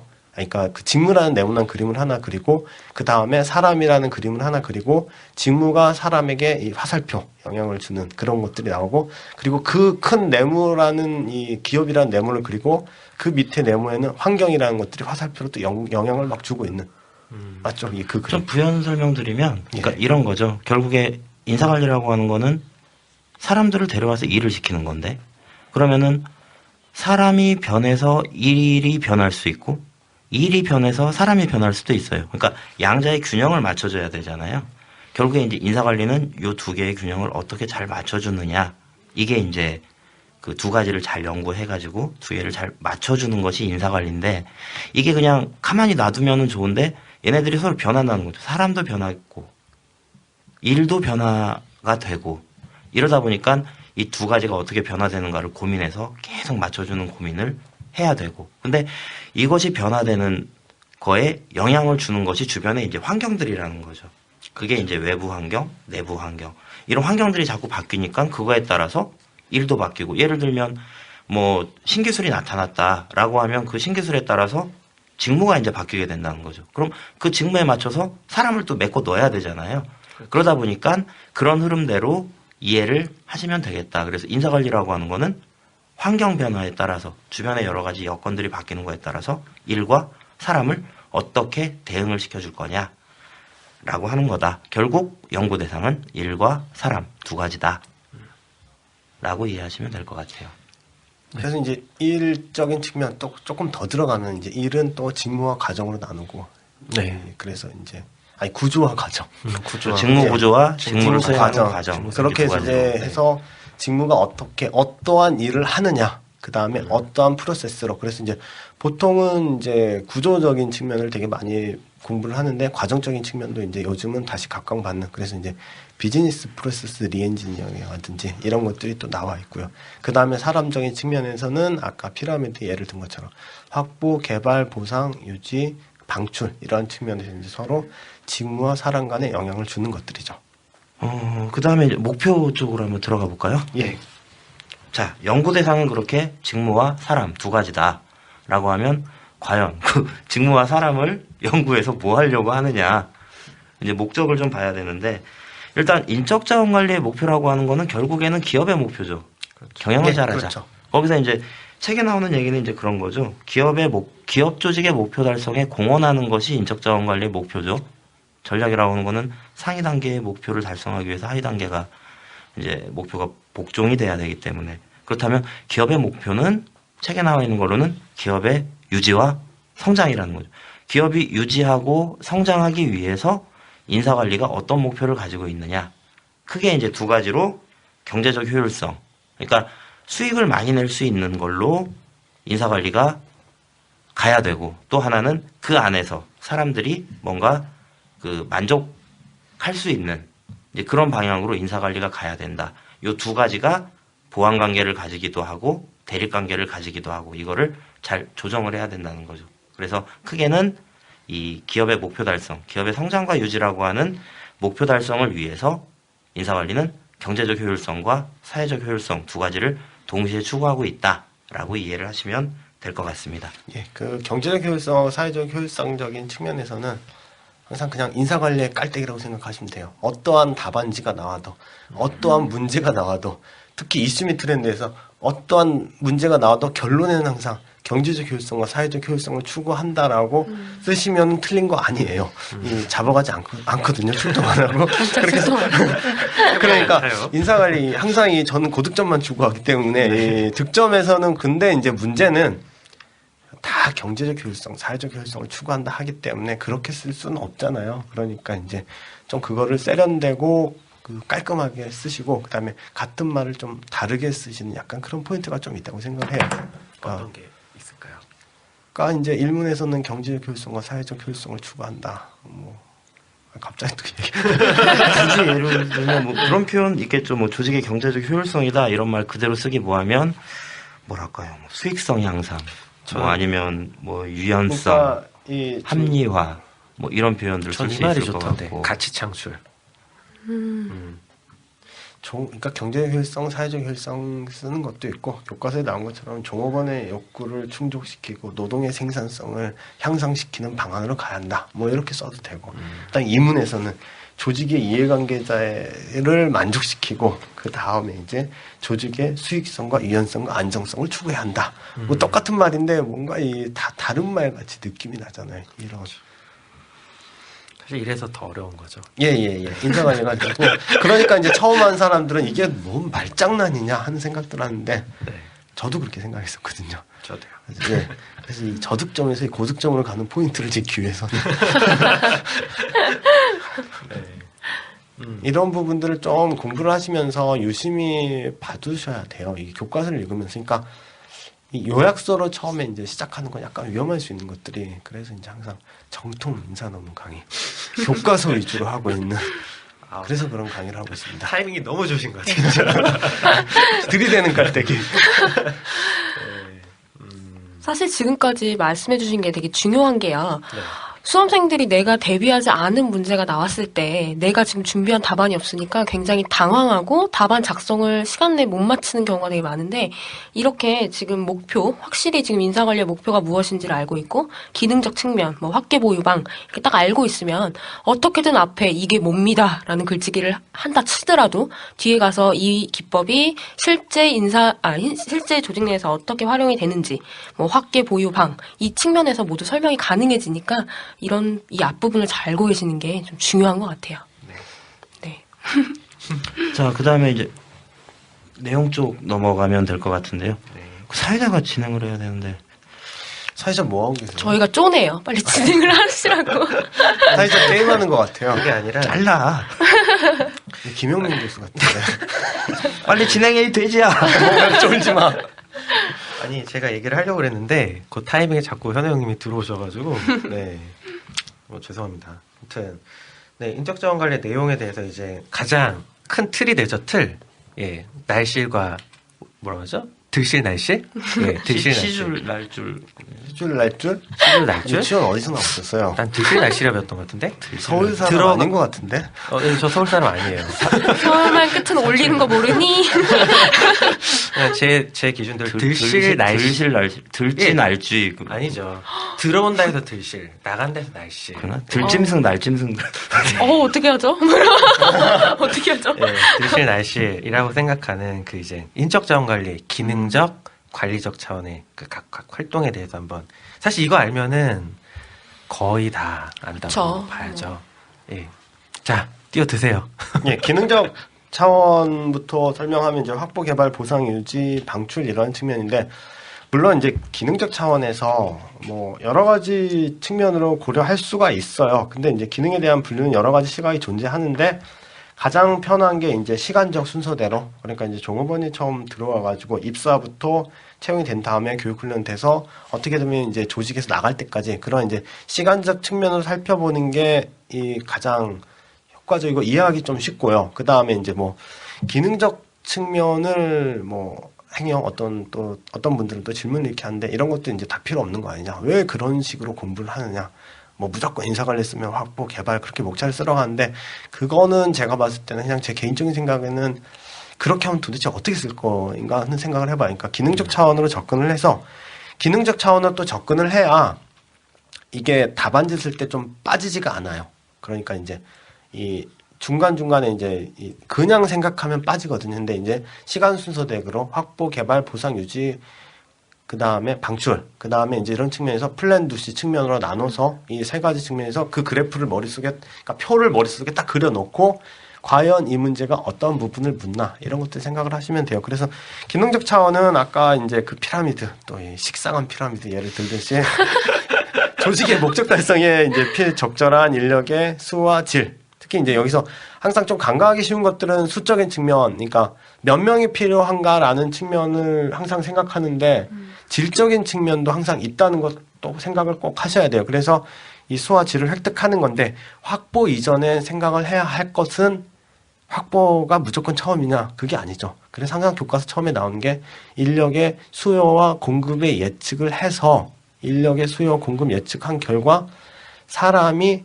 모자란다. 부족하다라고 하면 확보고 남는다 하면은 방출이니까. 그러니까 이러한 측면을 이제 유기적으로 생각을 해야죠. 어쨌든 그렇게 해서 수요와 예측한 결과 인력이 부족했을 때는 확보. 그래서 양적인 측면, 질적인 측면 두 가지를 생각하시고요. 그 다음에 이제 확보된 인력이 그 확보된 일을 시킨다고 그 일을 못 하잖아요. 대학생이 처음 입사한다고 조직에서 똑같은 일을 그 일을 못하니까 교육 훈련, 그래서 이제 그 일을 할 수 있도록 그 다음에 장기적인 관점에서 경력 개발 이러한 측면을 생각해서 그게 이제 개발, 인력 개발 측면이고요. 그 다음에 이제 조직에 들어온 종업원에게 돈을 줘야죠. 제일 중요한 거. 그래서 보상적인 측면. 근데 이 보상에서는 또 돈뿐만 아니라 이 물질적, 그 다음에 비금전적인 측면, 이런 측면도 항상 고려를 해서 생각을 해서 기업 목표 달성의 공헌도를 평가해서 보상을 제공하는 거. 이게 보상이고, 그 다음에 종업원이 계속적으로 조직에서 남아있고 성과 창출을 계속 유지하게 해서 그런 측면 유지관리. 그래서 모티베이션이라든지, 그러니까 성과 창출을 계속, 성과 창출한 의지를 계속 향상시키는 거. 모티베이션적인 측면, 그 다음에 종업원의 능력, 그래서 지식, 기술, 뭐 그런 것들을 계속적으로 유지 관리하는 것들. 그 다음에 이제 종업원과 기업 간의 관계가 끊어지는 거. 근데 이 방출 측면도 항상 생각할 게 두 가지 측면이 있어요. 자발적으로 걸어 나가는 사람들이 있겠고, 그 다음에 조직에서 필요 없어서 자르는 측면. 그러니까 방출을 무조건 나간다 이런 측면이 아니라, 그래서 자발적으로 나가는 사람들에 대한 이직 관리, 그 다음에 조직에 필요 없는 사람들을 밖으로 내보내는 방출 관리, 그렇게 돼가지고, 그래서 확보, 개발, 보상, 유지, 방출인데 이게 시간 순서 적이기는 하지만 생각할 것은 이렇게만 답안지 적으시면 안 되고, 예를 들면은 방출 전략이 잘못됐다, 구조조정을 되게 막 심하게 한다, 그렇게 된다고 하면은 이게 인력 확보에 또 영향을 끼치잖아요. 그래서 누가 그런 회사 가겠어요. 그 다음에 그렇게 되면 종업원의 경력 개발도 안 되고, 그럼 모티베이션도 없고, 유지 관리도 안 되고, 방출 전략을 그렇게 쓰는 회사들은 보상 전략도 문제가 있겠고, 그렇기 때문에 유기적으로 이런 것들, 그래서 이제 유지 전략이 잘못되면 또 그게 확보, 개발, 그 다음에 방출 전략에 영향을 끼치고, 또 확보 전략이 또 잘못되면은 개발, 보상, 유지, 방출이 또 잘못되고, 그러니까 그러한 측면을 생각해서 유기적으로 이 부분을 생각하시면 될 것 같아요. 처음 시작하실 때는 사실은 요 표를 좀 놓고, 그러니까 어떤 부분을 내가 공부하고 있는지를 알고 좀 가실 필요가 있을 거예요. 그래서 그 부분을 계속 반복하시다 보면 이제 익숙해지거든요. 그러면 사실은 이 표를 버리고 이제 본인 머리로 생각을 하셔도 되는데, 그러기 전에는 요 구도를 그려놓고서 한번 계속 이제 이 연관들을 한번 이렇게 생각해 볼 필요가 있죠. 분명히 어딘가에서의 그 실행하고 나면 그것이 어딘가에 계획 단계로 갈 거거든요. 그게 어떻게 이어지는가를 한번 놓고서, 아, 평가를 이렇게 하면 요것이 보상으로 가겠구나, 개발로 가겠구나, 이제 이런 것들을 연상을 시켜볼 수 있다는 거죠. 그래서 표를 그려놓고 한번 생각을 해보시고요. 두 번째는 이제 문제가 나오게 되면 문제가 이제 부분적인 문제가 나올 수도 있고 전체적인 걸 물어보는 문제가 나올 수도 있는데, 그때도 좀 체계적으로 답안을 쓰시려면은 이게 이제 확보 측면에서 계획에 대한 부분이냐, 실행에 대한 부분이냐, 요걸 가지고서 답안을 실행을 중심으로 쓰시되 그 앞에 계획에 대한 부분과 통제에 대한 부분을 어떻게 양념으로 쳐줄 거냐, 이제 요런 구도를 그리는데도 이 표가 사실 많이 도움이 되죠. 전체적인 문제가 나오면 확보 쪽에 혹시 빠진 건 없는지, 계획 단계, 실행 단계, 통제 단계에 빠진 건 없는지 한번 쭉 훑어보면서 답안을 정리해 보시고, 그 다음에 개발 단계에서 빠진 건 없는지, 이렇게 연상을 하실 수가 있기 때문에 초반에 활용하시기에는 상당히 도움이 많이 되실 겁니다. 그래가지고 저 같은 경우는 이 표에다가요 또 하나 조금 약간 이 포인트, 고득점의 포인트 또 여기 항상 추가로 이제 그런 표 되게 좋은, 그러니까 이렇게 되게 좋고요. 그 다음에 이제 항상 저는 여기에다가 또 추가로 하나로 이 목차 앞부분 목차 있잖아요. 그거 네. 복사해가지고 항상 옆구리에 낀 건 아니죠. 어쨌든 해서 이 아까 이현우 노무사님이 얘기한 것처럼 이 어디를 하는지 그 부분 하려면 항상 교수님 목차 보시면 되게 좋아요. 그러니까 한 가지 그냥 첨언을 한다고 하면은 목차 그렇게 끼고 다니셨어요? 저는 박경규 교수님 책 목차는 다 외우고 있었는데. 끼고 다니셨군요. 둘이 친한 거 아니었어요? 이런 것은 어떤가요? 지금 이 표에 어떤 환경 변화 같은 부분들을 첨가해서 이제 생각해 보는 것들, 이런 연습도 해보면은 좋을 것 같은데 어떤가요? 그렇죠. 어차피 환경 변화라고 하는 게 한 부분에만 영향을 주는 건 아니니까 네. 뭐 어차피 한쪽이 영향이 생기면 그게 계속 이렇게 쿠션을 먹잖아요. 몇 치시는데요? 아니, 도전하십시오. 이 방송을 듣고 계시는 이 쿠션계 이 고수들은 이현우 노무사님. 하우스패스 근처에 좋은 당구장 있나요? 아니 그 쿠션이 하우스 2층이 당구장 아닌가요? 거의 탁구장이에요. 탁구장입니까? 저기 그 뭐라 그러죠? 갬뺑이라고 하나? 갬뺑이 뭐예요? 저도 돈 처음 내는 게? 들어봤는데. 돈 내는 거 뭐라고요? 아니 못 쳐요. 150 치는데 어느 정도인지 모르겠어요. 저는. 저는 당구장 제가 점순이 담당이거든요. 그 알 빼는 거. 150이면 그냥 그 친구들하고 그냥 가볍게 그냥 서로 치고 물려줄 정도는 수강생 여러분들이 당구를 치고 싶으시면 스트레스도 풀어주시는 하우패스의 고평가 강사님.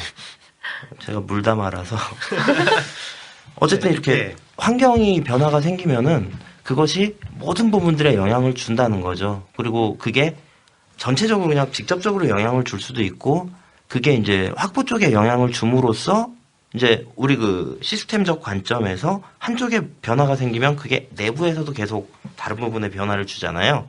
그러니까 이제 그렇게 좀 이해를 좀 하시면서 어떤 부분이 환경 변화가 생겼을 때 그 이 내부적으로 각각에 대해서 어떤 영향들이 생기겠구나라고 하는 거 첫 번째. 그리고 요 내부적으로 확보 쪽에 뭐가 생기면 분명히 이제 서로 연관들이 있으니까 그 부분 이게 두 개를 좀 나눠서 생각하고 합쳐주시고 이런 연습을 좀 많이 하시면 뭐 어떤 신문 기사가 나왔다든지 할 때 그 부분 보고 이러면은 인사관리에서 어떤 부분에 어떻게 다른 부분은 어떻게 이렇게 좀 영향이 있겠구나라고 하는 감이 이제 생기실 거예요. 그러고 나면 이제 과목에 대한 자신감이 좀 그러니까 생기죠. 그 주변 분들의 뭐 흔히 이런 얘기들을 많이 해요. 그 다음에 이제 저도 되게 이슈 및 트렌드 막 쫓아다니고, 저도 이제 이슈 및 트렌드 나오는 대로 다 암기해야겠다 해서 막 찌라시를 막 모으죠. 이제 여러 저 수원 공부할 때 네. 강사님들의 이 찌라시를 막 모아서 완벽하게 모았다 했는데, 또 다른 강사님이 다른 또 이슈 및 트렌드 딱 나오면 아니 내가 또 모르는 이슈 및 트렌드야 또 해서 또 모으고, 그렇게 돼서 찌라시를 모아놓고 암기를 하려고 되게 달라들었는데, 또 그런 식은 약간은 좀 저는 이제 제 개인적인 관점에서 고득점을 추구한 제 강사의 입장에서는 지향을 하는 게 그 박경규 교수님 책만 봐도 충분하거든요. 제가 봤을 때는 거기에다가 이제 그 아까 얘기한 것처럼 환경적인 측면이 나왔을 때 이 어떤 측면이 연결되는지, 그러니까 박경규 교수님의 책에 이 그 기능적 접근법 있잖아요. 기능적 관에서 머리에 딱 두고 있다고 하면은, 만약에 이제 아까 얘기한 것처럼 환경적 측면이 왔다 그러면은 아까 이현우 노무사님 얘기한 것처럼 확보에서는 어떤 쪽에 영향이 있고 그 다음에 개발에서 어떻게 영향을 주고 했기 때문에 이거는 이렇게 쓰면 되겠다 하는 측면이에요. 그러니까 이슈 및 트렌드라고 너무 이 추종하는 거는 약간 좀 지향을 할 측면이 있고, 그 다음에 이슈 및 트렌드 지금까지 기출된 거 다 보면은 이 기능적 차원, 관리적 차원에서 다 모두 답안을 쓸 수가 있었어요. 근데 이게 과연 그 문제였는지를 못 파악해서 하기 때문에 기출문제 한번 쭉 분석해보면 다 그렇거든요. 그러니까 환경적인 문제이면서 이 기능적 차원, 관리적 차원에서 기술할 수 있는 문제, 이걸 묻는 거기 때문에 일단은 체계를 잡아두고 공부를 하시면 될 것 같아요. 예. 근데 이제 그런 거죠. 그러니까 보통 수험생 여러분들이 이제 많이 좋아하시는 게 막판에 이제 강의 들으시면서 그러잖아요. 찍어주는 문제를 공부하시려고 이제 학원을 마지막에 많이 나오시는데 사실은 그게 본인 몫인데 이제 어떻게 보면 절박하니까 이제 학원 관계들이 이렇게 찾아오시고 하는 건데 그래서 왜 작년에 노동보험노무사님 뭐 2문제를 찍었다고 이제 작년 신성이 자자했었는데 공도사 유일 봉도사. 유일하게 찍었습니다. 저 이것도 근데 사실은 이제 그게 좀 사실은 무서운 거거든요. 그러니까 강사를 평가하는 게 어떻게 보면 이제 전체적인 그림을 잘 그려가지고 그런 것들을 답안을 잘 쓰고 하는 건 본인 몫인데 그렇죠. 이제 문제를 잘 찍었다? 이거는 이제 강사가 낚시를 잘했다. 그러니까 무슨 뭐 성견지명이 있어가지고 찍은 건 아니고 낚시질인데 이제 그런 걸 가지고 사실은 이렇게 매달리시기보다는 그런 어떤 전체적인 관점을 내가 가지고 갔을 때 어떤 내가 예기치 못한 문제가 나왔을 때 이제 그런 걸 어떻게 내가 대응할 수 있느냐라고 하는 포괄적인 연습을 좀 하실 필요가 있지. 그 어떤 문제가 나올까요라고 해서 그 문제 찍어서 공부하시면은 100점 100패죠. 예, 그러니까 교과서 위주로 정말 열심히 교과서 위주로 공부를 하셔야 돼요. 여기서 장기 하나. 그 예기치 않은 상황에 항상 대비하기 위해서는 기본적인 체력이나 이런 것들을 많이 닦아야 돼요. 그래서 그런 것들에 대한 훈련은 본인들이 많이 하셔야죠. 네. 왜 우리 그 군대에서 유격 훈련 가면 많이 하잖아요. 본 코스는 여러분들의 체력, 담력, 지구력 등을 길러주고 뭐 여러분들이 산악에서 예기치 않은 장애물을 만났을 때 신속하게 통과할 수 있는 능력을 키워줍니다. 뭐 먼저 여러분들의 썩어 빠진 정신 자세와 느슨해진 근육을 풀어주기 위해서 간단한 PT 체조로 뭐 이렇게 이제 얘기하는 것처럼 왜 빵 안 터질까? 근데 이제 일본선 레인저 마스터.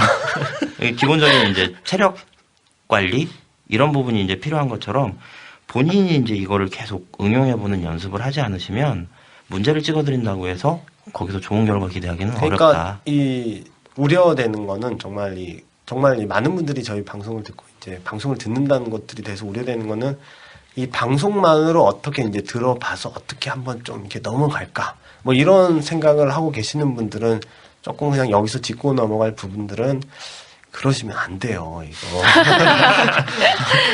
정말 왜 그러는 거야. 그러니까 이 방송은 그냥 인사관리에 좀 쉽게 접근하겠다 이런 측면이고요. 정말 본인의 몫이 되게 커요. 그 다음에 이제 본인의 역량이 어떻게 보면 조금 안 된다 하면은 학원 강의의 도움을 받으시면 되고, 그 다음에 이제 학원 강의의 도움을 받으실 때는 저기 이 대인다운 풍으로서 이현우 강사님 들으셔도 되고, 그다음에 좋은 강사님들 많으시니까 네. 그렇게 해서 이제 실력을 업그레이드를 시키고 그 다음에 나는 나오면 다 벽에 붙여버릴 거야. 그러니까 벽이라고 생각하고 가야지. 그러니까 교과서 정말 열심히 공부하셔야 돼요. 이 요약서 위주로 조금 하는 것들, 그러니까 교과서 위주로 읽으면서 항상 이 고민을 많이 하셔야 돼요. 특히 법과목과는 다르게. 그리고 저 같은 경우는 작년에 이제 첫 회 때도 말씀드렸지만은 저는 학원 강의를 듣지 않았다고 그랬잖아요. 근데 아까 지금 이 두 강사님께서 하신 말씀 그대로 본인이 준비를 많이 하셔야 되거든요. 저 같은 경우도 작년에 인사노무 같은 경우 기출문제 정리를 분석을 다 하고 제가 문제를 추렸거든요. 문제를 추렸는데 이제 학원에 특히 노성봉 노무사님 강의를 듣는 분이 이번에 노성봉 노무사님 예측하신 문제야. 비교를 해봤어요. 그랬더니 굉장히 많이 일치를 하는 거예요. 제 거 유출됐습니까? 그거 저는 네. 수업 시간에 저 수업만 들으신 분들에게 나눠드리기 위해서. 네, 그게 뭐 다 그런 거죠. 예. 아무튼 예, 근데 저도 많이 이용했습니다. 네. 복사집을. 그렇게 한 다음에 이제 그걸 이제 확인하는 과정 정도로 여기셔야지 강사님만 믿고 갈게요. 이러면 네, 아무도 책임져 주지 않죠. 사실 저도 그 강의할 때요. 그 큰 골격이라고 하나요? 갑자기 말을 더듬네. 큰 골격을 잡아드리고, 기출문제를 그 다음에 보여드려요. 여기가 나왔네요. 그러면 아직 안 나온 부분이 어딘지 보실 수 있으시죠? 이렇게 딱 말씀을 드리면 굉장히 하세요. 그 자리에서. 근데 그 다음은 아무것도 안 하세요. 제가 이렇게 말씀드렸으면 이제 열심히 보셔야 되는데 아무것도 안 하시더라고요. 그러니까 작년에 저기 한림에서 배출하신 80점 맞으신 인사관리 저번에 이번에 합격하신 그분도 그 얘기를 하셨어요. 그러니까 암기 특별히 안 하고 교과서만 읽었다. 교과서 위주로 정말 교과서 열심히 읽었다라는 게 어떻게 보면 결론이거든요. 그러니까 그분처럼 그렇게 갑자기 왜 우리가 이 분위기가 이렇게 나오기 시작했죠? 우울한데 갑자기. 네. 진행이 되지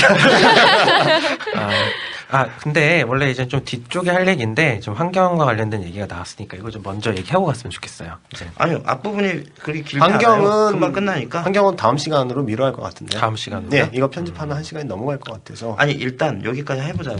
예, 예. 인적자원 주체. 예, 주체 얘기하면 되죠, 이제. 자, 그러면 인적자원 관리 주체에 대해서도 좀 얘기를 들어보도록 하겠습니다. 주체 문제는 이게 이제 좀 그냥 좀 뜬금없는 얘기일 수도 있는데 이런 거죠. 그러니까 과연 인적자원 관리를 하는 주체가 누구냐? 과거에는 이제 인사관리 담당자들이 주로 이제 했었는데 이게 주로 점차적으로 라인 쪽으로 이제 모든 권한들이 좀 넘어가고 있잖아요. 과거에는 뭐 채용에 대한 의사결정이나 뭐 여러 가지들을 다 인사 담당자들이 했는데 그런 부분들이 점차 이관이 되고 있다.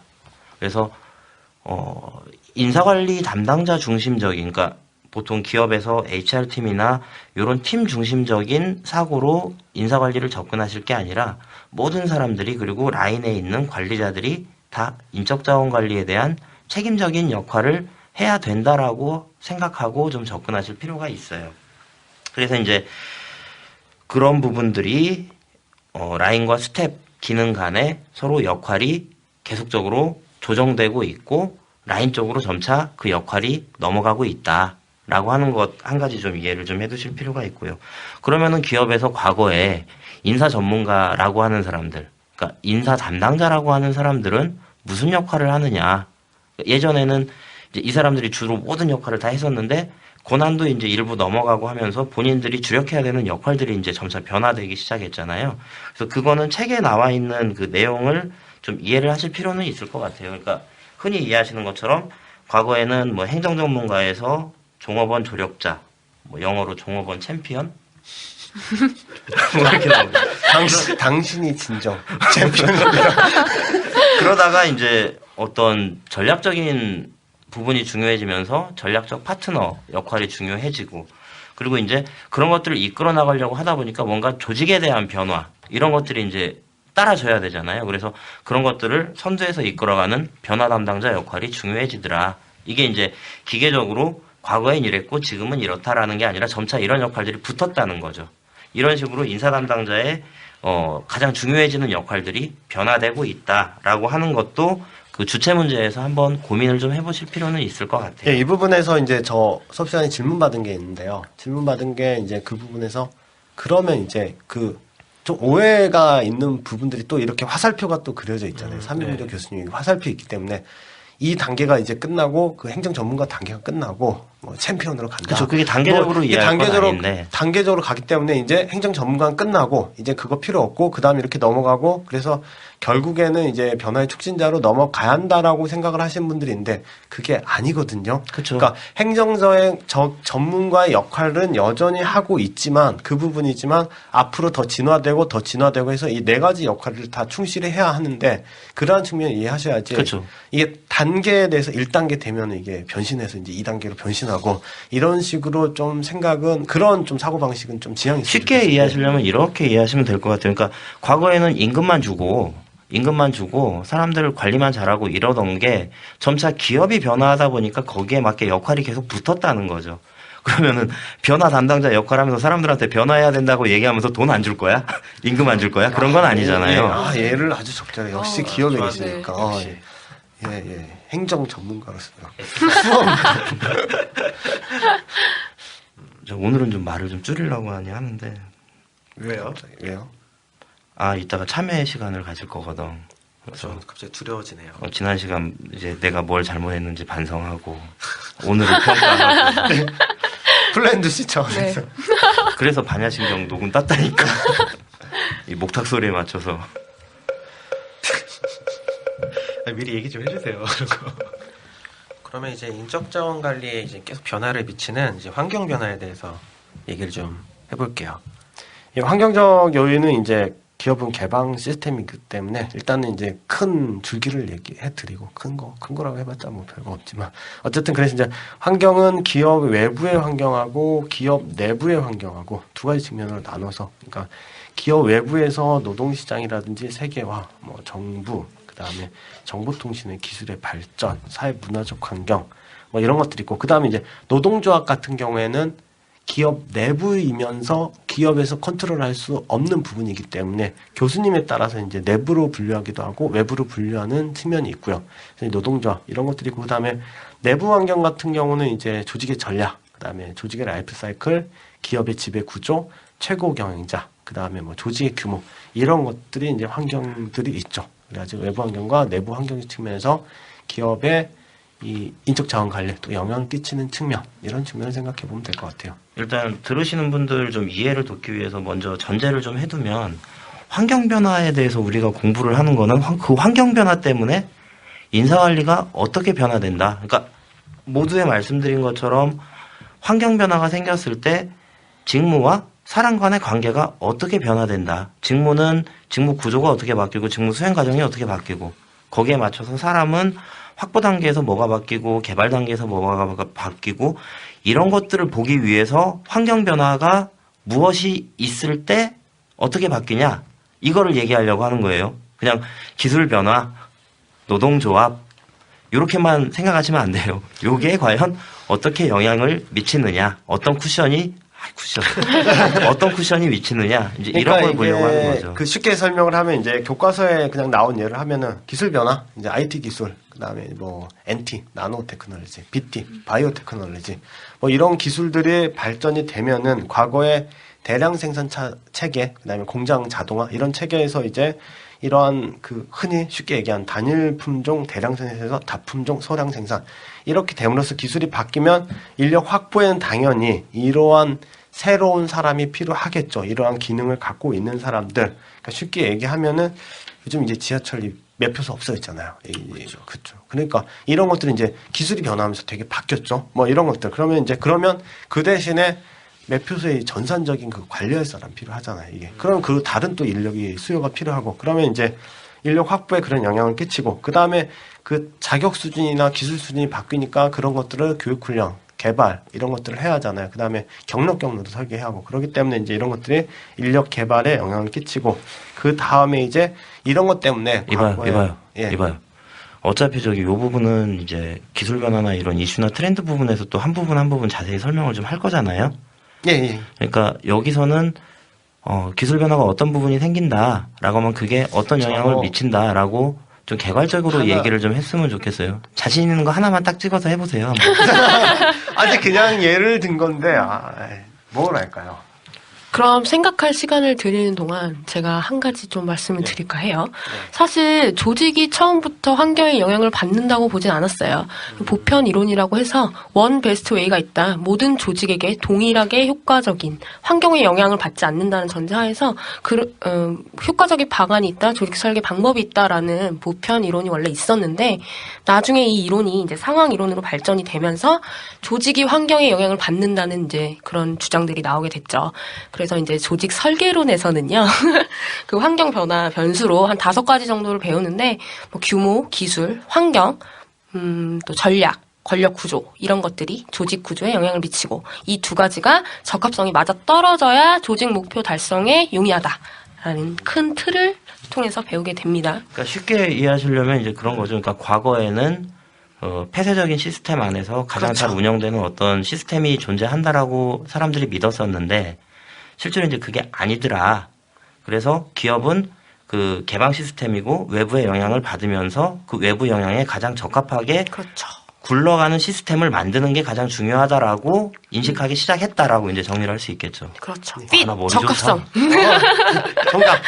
여기서 이제 저 항상 또 고득점만 추구하는 강사로서 이 기출 문제를 또 여기서 잠깐 분석을 하면은 환경적인 문제에서요. 그 11회 때 평생 직장 시대에서 평생 고용의 시대로 개념이 바뀌어 가고 있는데 대두병행과 대처 방안 이거 환경적인 부분이잖아요. 그래서 이런 부분 그 다음에 또 이제 그 15회 때 중소기업에서 대기업으로 발전하는 과정에서 인사노무 관리, 각 인사노무 차원에서 이런 것도 이제 기출이 됐었고, 맞아, 그 문제가 제일 어려웠던 것 같아요. 중소기업과 대기업의 인사. 그러니까 이게 이제 조직의 규모, 그다음에 그쵸. 라이프 사이클 네. 이런 것들을 고려해서 이 아까 얘기한 것처럼 접근법 따로 이제 구조적 접근법, 확보, 개발, 보상, 유지, 방출 이런 측면에서 생각을 하셔야 하고요. 그 다음에 이제 예전에는 쉽게 그냥 했는데 이 대가리 수가 많아지면 이제 관리하기 어려운 부분들이 곳곳에 있을 거다. 예, 뭔가 그렇죠. 다른 방법을 써야 되는데 그건 이제 다 짚어줘야죠. 예, 그 다음에 이제 16회 때 해외 투자 기업의 현지 인력 관리. 이것도 어떻게 보면 이제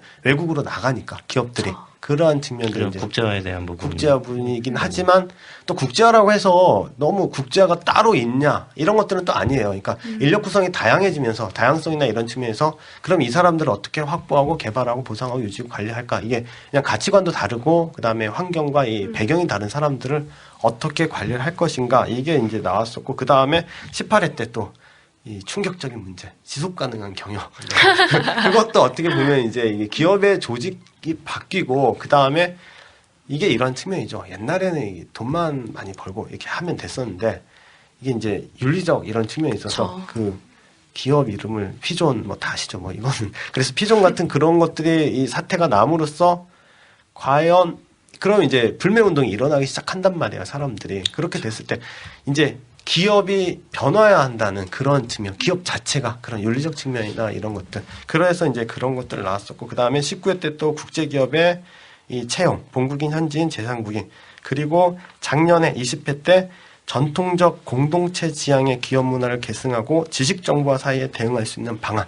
이 문제가 그래서 이제 작년에 나왔었죠. 그러니까 문제는 이제 계속적으로 그 환경 변화에 대한 문제가 나오고 있는데 앞으로 사실은 예. 그런 것들을 풀어나가는 근본적인 어떤 풀이 방식 요거는 일맥상통하다는 거죠. 과연 일과 사람을 놓고 봤을 때 직무에 대한 부분 나눠서 보시고 사람에 대한 부분 나눠서 보시고 그것도 기능적으로. 그러니까 그런 똑같은 방식으로 풀 수 있는 문제가 해마다 나온다는 거예요. 이거는 기회죠. 예. 봉도사가 또 예언합니다. 내년에 50점짜리 환경 문제 나올 것 같습니다.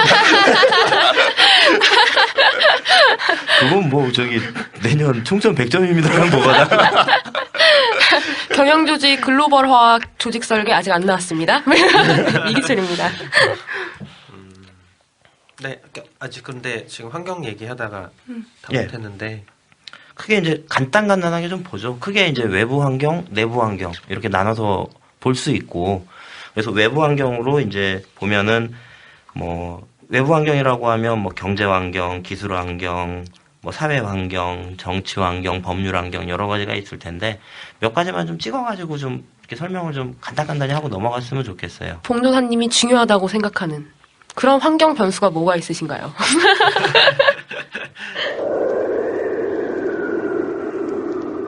그러니까 이제 예를 들면 외부 환경 쪽에서도 뭐 기술 변화가 생겼다. 그러면은 기술이 변화되면 그 기술에 맞춰서 이제 기업이 이제 돌아가야 되잖아요. 그러다 보면 기술 변화에 따라서 직무들이 바뀐다는 거예요. 아까 말씀하신 것처럼 그 물건을 찍어내는, 그러니까 매표소, 그러니까 지하철 예로 들었을 때 매표소에서 이렇게 표를 끊어주고 이런 거에 대한 직무가 필요했는데 매표소가 없어지고 자동으로 되니까 이제 전산 쪽의 직무들이 생기더라는 거죠. 그러면 그거에 맞춰서 거기에 맞는 사람을 뽑아야 되고 그거에 대한 교육을 시켜야 되고 이제 그거에 어떤 직무 평가를 통해서 어느 정도의 임금을 주어야 되는 거냐 이제 이런 것들에 대한 판단들이 쭉 있어야 되고 그리고 기존에 표 팔던 사람들을 개발할 건지 집으로 보낼 건지 이제 이런 것들에 대한 의사결정 이런 것들이 이제 같이 따라온다는 거죠. 그게 어떤 기술 변화든지 간에 각각에 대해서 직무와 사람 쪽에 다 영향을 주더라는 거죠. 기술 변화는 이제 그렇게 좀 이해를 하시면 될 것 같고요. 다음에 이제 노동시장의 여건들은 이제 교과서에 보는 것처럼 특히 이제 우리나라가 심한 게 이제 고령화 현상으로 인해서 이제 고령화 현상. 그래서 이제 뒤에 이슈 및 트렌드와 또 연결되는 고령 인력의 인적 자원 관리. 그렇게 됨으로써 이제 고령화 현상과 이 젊은 층들이 없어짐으로 인해서 일할 만한 사람들이 없어짐으로 인해서 이 제3국, 이 동남아나 이쪽에서 근로자들이 많이 유입되고, 그 다음에 우리 기업들이 밖으로 나가는 국제화, 또 연결되는 부분. 그 다음에 그렇게 됨으로써 여성 인력들이 또 이제 이 인적 자원으로서 이제 가치가 또 각광받게 되죠. 그래서 여성 인력, 인적 자원 관리 이런 것들, 그다음에 이제 고령 인력들을 어떻게 인적 자원 관리를 할 수 있는 방안이 필요한가 이런 것들에 대해서 이제 그러한 측면들이 있죠. 그렇게 되면서 이제 뭐 임금이라든지 임금적인 측면, 뭐 연공급이나 이런 것들이 이제 붕괴되고, 그다음에 직무나 이런 것들도 이제 직무 구조나 이런 것들이 붕괴되고, 그다음에 고령 인력 항상 생각하는 것, 방출 관리 뭐 이런 것들도 생각할 수 있고요. 그다음에 이제 교육 수준의 향상이라든가, 교육 수준의 향상은 이 고학력화, 학력 인플레 뭐 이런 것들 생각하시면 제일 중요한 것이 직무와 사람 간의 적합성인데, 그 부분이 이 직무에 비해서 사람의 능력이 떨어져도 문제지만 너무 직무보다 사람의 능력이 뛰어나면은 이 노무사를 데려다가, 저 같은 노무사를 데려다가 저기 청소를 시키고 네. 막 하면은, 이게 물론 제가 청소를 좋아하지는 어쨌든, 근데 그러니까 그런 것들 있잖아요. 어쨌든 지금 수입이 없어서 이 청소를 하러 지원을 했을 때 만족을 하냐 그거죠. 제가 이 군기의 목적은 노무사를 하고 싶은데 노무법인에 갔더니, 야, 넌 노무사지만 일단 청소부터 한다고 하면, 물론 이건 청소하시는 청소를 시켜요? 저는 이거 실제 그런 건 그런 회사 없어요. 제가 장담컨대 농사 딱 됐잖아요, 제가. 그러고 나서 맨 처음 한 게 복사였어요. 청소 이런 회사는 없습니다. 뭐 엑셀하면 엘리트죠. 엑셀하면 뭐 그런 건 알지. 그 다음에 이제 뭐 산업 구조가 변해서 우리나라 같은 경우 이제 1차 산업, 2차 산업들이 이제 죽어가고, 그다음에 3차 산업, 서비스 산업이 되면서 새로운 직무나 아니면 그 경영 조직에 많이 나온 감정 노동. 그렇죠. 감정 노동. 이런 것들이 변해서 이제 근데 감정 노동이 뭔지 아시죠? 그 외 전화 상담 전화 상담. 네, 뭐 이모션 일종 그렇죠. 원래 감정이란 게요, 두 가지가 있어요. 전시적 감정, 내가 표현해야만 하는, 표출해야만 되는 감정이고, 하나 실제적 감정이 있는데요. 이 내가 진짜 느끼는 실제적 감정과 전시적 감정이 일치하지 않는 직무를 감정 노동이라고 합니다. 그렇게 따지면은 나도 회사에서 다 감정 노동 하는 그렇죠. 건데. 근데 그게 아이 상무님, 오늘 표정이 좋으십니다. 그러니까 그게 이제 되게 획기적인 것이, 저도 그걸 봤을 때 그 감정이라는 것 자체도 노동이다. 그렇죠. 이런 측면. 되게 그 부분에서는 그거를 노동이라고 생각한다는 거. 정말 기발한 게 아니라 훌륭한 발견이라고 해야죠. 그런 것들. 그래서 이제 노동시장의 변화, 이런 것들, 그런 것들은 이 정도 그냥 생각해 보시면 되고요. 어차피 우리가 중간중간에 트렌드 부분은 한 번씩 이제 날을 잡아서 설명을 드릴 거니까 그때 좀 자세히 이야기를 하고 이제 개괄적으로 이제 예. 이렇게 넘어가는 게 좋을 것 같아요. 그래서 트렌드는 이제 진도를 계속 나가다 재미없을 때 한 번씩 한 번씩. 특별 방송으로 트렌드 한 번씩 하겠습니다. 그다음에 이제 가치관 변화 같은 경우도 영향을 줄 수 있겠죠. 사람들의 생각들이, 인식이 바뀌었다. 그래서 이제 과거에 우리가 하던 어떤 인사 제도나 이런 것들이 사회적인 지탄을 받을 수도 있고, 아니면 구시대적인 걸로 폄하될 수도 있고, 그러면은 한 번씩 손을 볼 필요도 있을 거고요. 그다음에 경제 환경이 변화된다. 그러니까 호경기 때 하던 여러 가지 인사 제도나 이런 것들이 불경기에 하다가는 이제 두 가지 목적 가운데 경제적 효율성이 뚝 떨어지겠죠. 그 경제적 효율성이 떨어지다 보면 이제 반대로 사회적 효율성도 떨어져요. 사람들이 이제 불안을 느끼잖아요. 그러니까 이런 거죠. 조금 허리띠를 졸라매게 하고 오래 갈 거냐? 아니면은 지금 퍼주고 같이 집에 갈 거냐?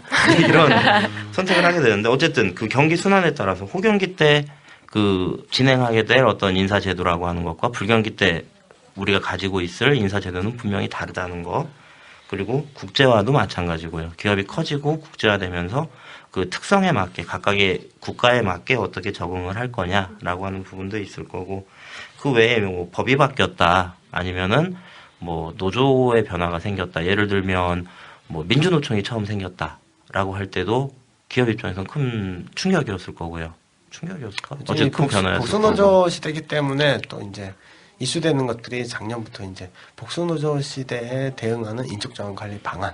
네, 뭐. 저도 준비했던 문제였어요. 예, 왜냐하면은 그 인사관리에 이 유지관리에서 이제 노사관계 파트가 시험에 지금 항상 저는 기출만 생각하고 고득점만 생각하고 있기 때문에 지금까지 기출이 되게 많이 됐었어요. 근데 그쪽 부분이 요새 조금 쉬고 있어요. 교수님들이. 그래가지고 2004년 이후로 쉬고 있습니다. 그렇기 때문에 그 뒤로 이제 노사관계 파트에서 시험이 만약에 나온다고 하면은 복수노조나 이런 측면도 생각해야 하는데, 이 기출 보면은 좀 이 산별노조 뭐 이런 것들 있잖아요. 그때 네. 그 산별노조 같은 문제도 그때 당시에 이제 산별노조나 그런 문제가 있었던 거고, 그 다음에 뭐 삽제도나 종업원 지주제도 뭐 이런 것들 있잖아요. 스톡옵션이나 이 유행했을 때 이런 것들 나오는 거 보니까 그 부분도 조금은 생각을 해볼 필요가 있다고 생각해요. 이런 부분들은 여러분 생각하기 힘드시면 이 강의를 통해서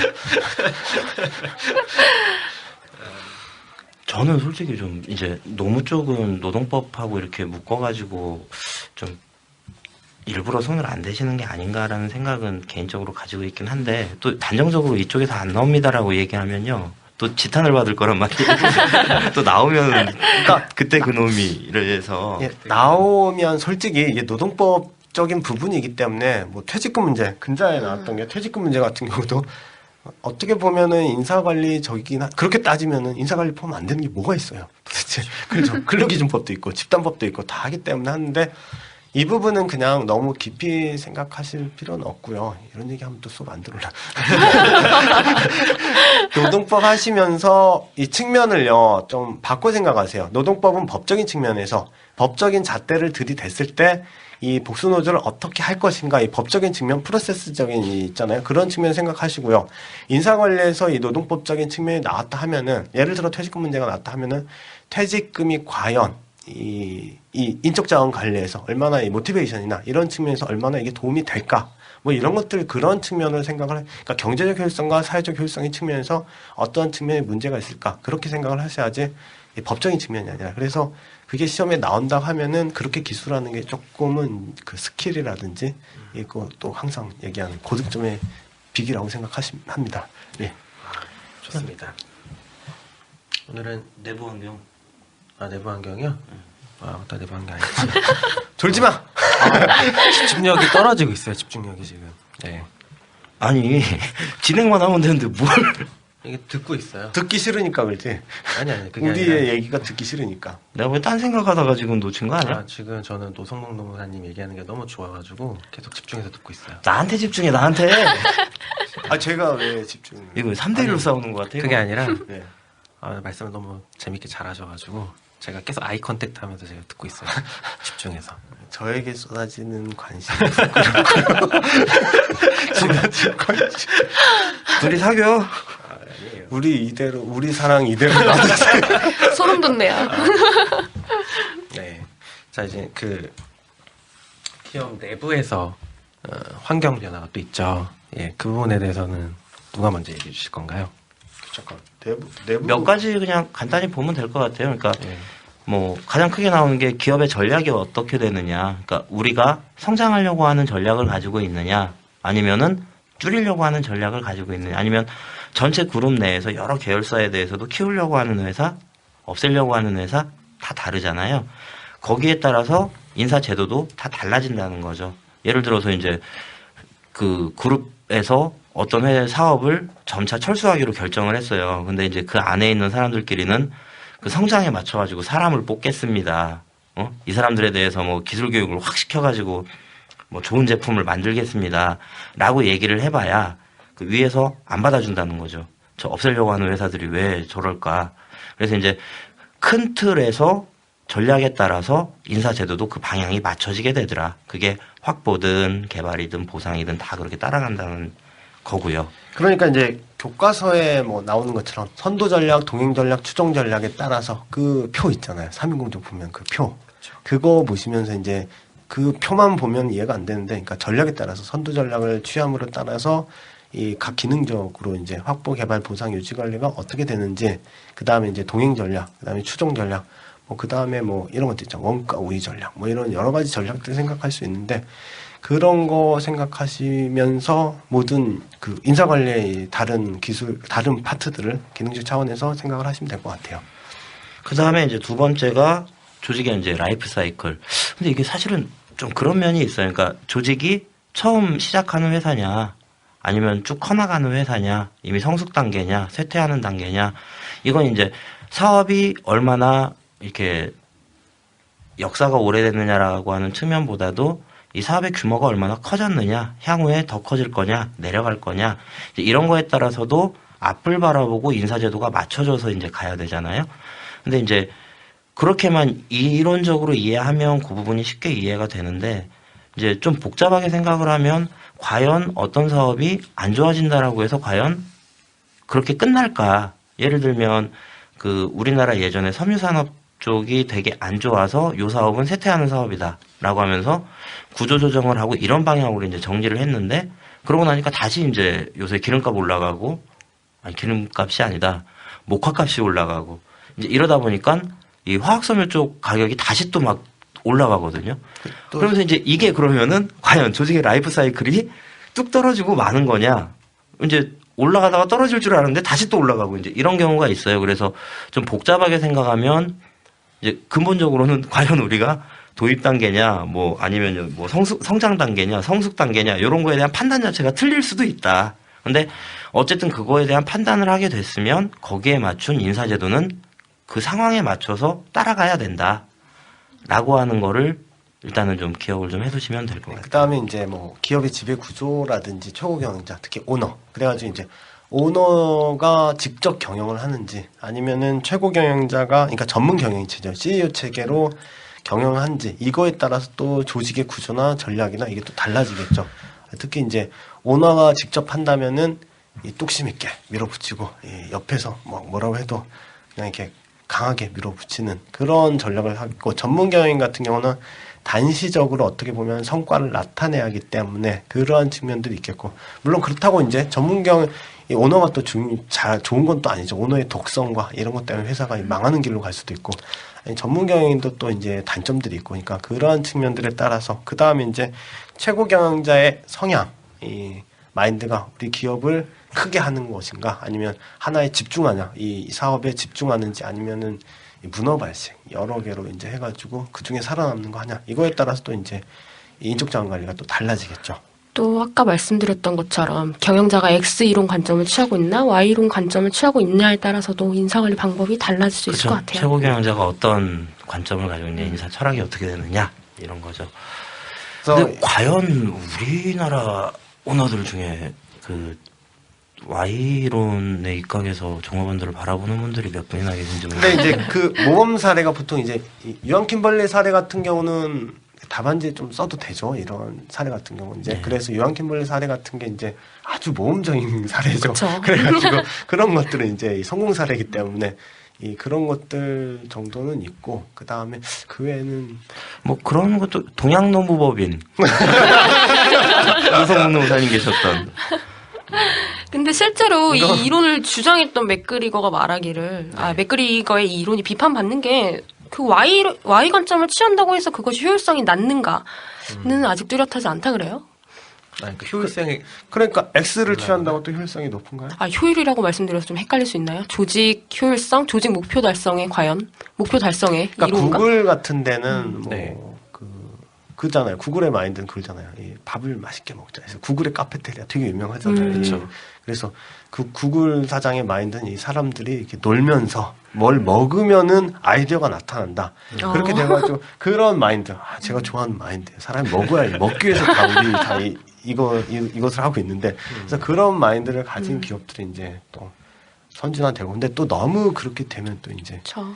또 문제가 생기고 그런 측면들이 있는 것 같아요. 양분하는 건 안 좋은 것 같아요. 적당히. 그리고 중간이 좋아요. 거기다가 항상 이 심리나 이런 측면들 다 보면은 사람이 X 이론적인 측면도 있고 Y적 측면이 있잖아요. 또 그렇죠. 그게 제일 문제잖아요. 이렇게 아침엔 기분 좋았다가 일이 즐겁다가 또 어느 순간 또 짜증났다가 그러니까 이 사람의 그럴 수 있죠. 심리가 왔다 갔다 하기 때문에 좀 직접적인 예를 들어보면 이제 이런 예를 한번 들어볼 수 있을 것 같아요. 우리 이제 개발에서 보통 승진해서 고민할 때 이제 석세션 플랜 많이 얘기를 하는데, 이 승계 계획이 이제 잘 이루어져야 기업이 이제 성장할 수 있다. 그리고 안정적으로 이게 유지가 될 수 있다라고 하는 측으로 이제 많이 접근들을 하시잖아요.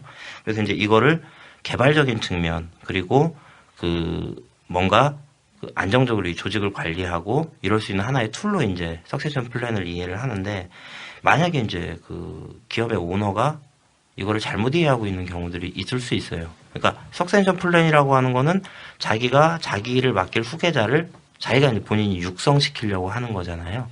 근데 이제 이거를 하는 목적 자체가 딱 도입이 됐는데 사람들은 이래서 후계자 육성을 잘해야 되는구나 라고 생각하고 열심히 준비를 하고 있는데 오너 생각은 저게 잘 돼야 저 맘에 안 드는 저 나이 먹은 임원들을 잘라. 근데 이런 식으로 이제 접근하는 경우들이 생길 수 있다라고 그러니까 하는 거죠. 본심과 그쵸. 실제 이제 그렇게 되면 그 똑같이 우리가 생각하고 있는 그 좋은 목적을 가지고 있는 제도가 들어와도 이거는 그 기업 안에서 제도가 달라질 수밖에 없어요. 이제 그런 영향을 받을 수 있다라고 하는 거죠. 최고 경영자 인사 철학이라고 하는 거는. 네. 다음 또 내부 환경 요인이 있나요? 이제 조직의 규모. 조직의 그러니까 규모. 이거 기출됐었죠. 그래서 네. 중소기업에서 대기업으로 이 발전하는 과정에서 인사 노무 관례의 차이점. 그래서 이때 이제 15회 때 문제가 나왔었는데 이때도 되게 15회 때도 물론 저는 시험을 안 봤지만 그 당시 이제 합격하신 노무사님들이 네. 되게 이거 이슈 많이 됐다고 하더라고요. 도대체 뭘 쓰라는 이야기냐. 도대체 이런 거 공부하지도 않았는데 됐었는데 교수님이 또 이 인사관리 교수님 참 친절하시고 좋으세요. 제가 봤을 때는. 그래서 목차 다 딱 줬잖아요. 그래서 각 인사의 기능, 인력 확보, 인재 평가, 인재 보상, 인력 유지별로 구분하여서 뒤에 또 키워드가 있죠. 상황 적합론적 관점에서 기술하시고 했는데 어쨌든 이거 보시면니까 확보, 평가, 보상, 유지 차원에서 중소기업하고 대기업하고 그런 것들을 이제 생각해가지고 여권 쓰셨으면 이거 특별히 문제는 안 됐을 것 같긴 해요. 그게 아마 이제 제가 생각하기에는 그 공인노무사 시험 자체가 이제 법적인 시험이라고 생각들을 많이 하시다 보니까 교수님들이 인사관리 쪽에 대한 이해도가 틀림없이 낮을 거다라고 생각을 좀 하세요. 그러다 보니까 이제 문제를 내더라도 이 녀석들이 이거 어려울걸? 그러면서 이제 팁을 이렇게 주시면서 내는 문제들이 많았었죠. 예, 그래 교수님들이 막 목차 주잖아요.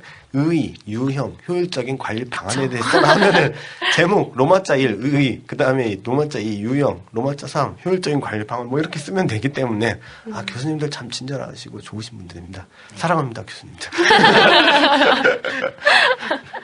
자, 얼추 다 내용 훑었죠. 마지막으로 그 부분만 하나 보죠. 그러니까 인적자원 관리의 패러다임이 변화된다라는 얘기가 좀 있는데 이게 이제 책에 나와 있는 내용은 이제 어쨌든 크게 틀린 얘기는 하나도 없어요. 그러니까 예전에는 그 개별 제도에 대해서 미시적으로 접근을 했는데 점차 거시적으로 접근하고 있다. 아니면 초점이 과거에는 제도 중심이었는데 사람으로 옮아가고 있다.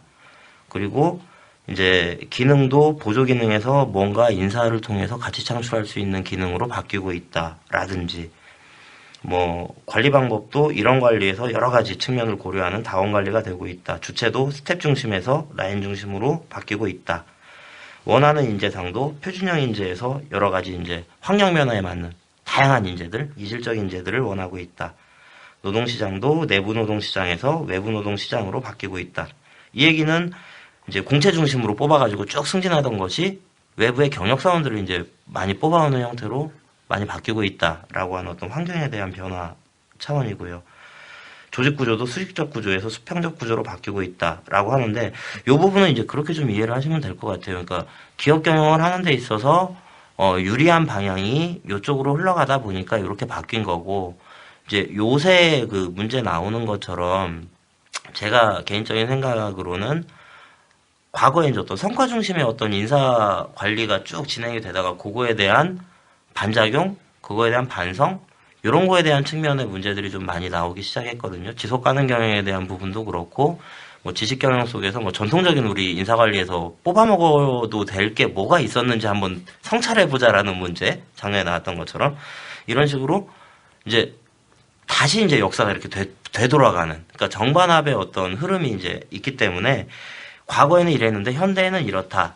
이렇게 이제 정리를 하셔도 되지만 이제 그것이 또 바뀔 수 있다라고 하는 거는 염두에 두시고 환경 변화에 따라서 그거에 적응하기 위해서 그 인사관리의 패러다임도 계속적으로 변화하고 있고 또 변화할 거다라고 이제 머리 정리를 하시면서 이 부분을 공부를 하시면 도움이 될 것 같아요. 기계적으로 이해하시면 딱 거기서 멈춰버리는데 좀 이렇게 이걸 유기적으로 계속 풀고 나가시는 사고를 좀 해주시면 좋을 것 같습니다.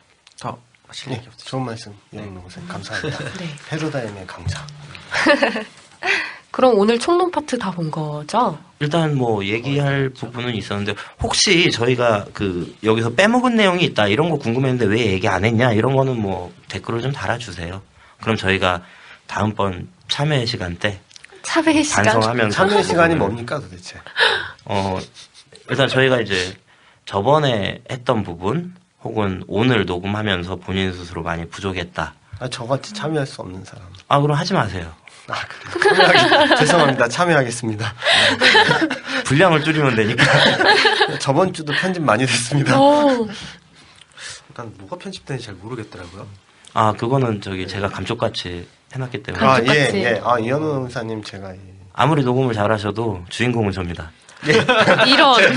편집권을 갖고 계시기 때문에. 그래서 언론사에 이 기자들이 아무리 열심히 해도. 근데 제가 빨리 이 평일반이 끝나고 이 편집 활동에 들어가야 네. 또 깔때기를 들이댈 수 있게. 자, 그럼 어느 분부터 참여를 하시면 될까요? 아, 제가 일단 시범을 좀 보일게요. 네.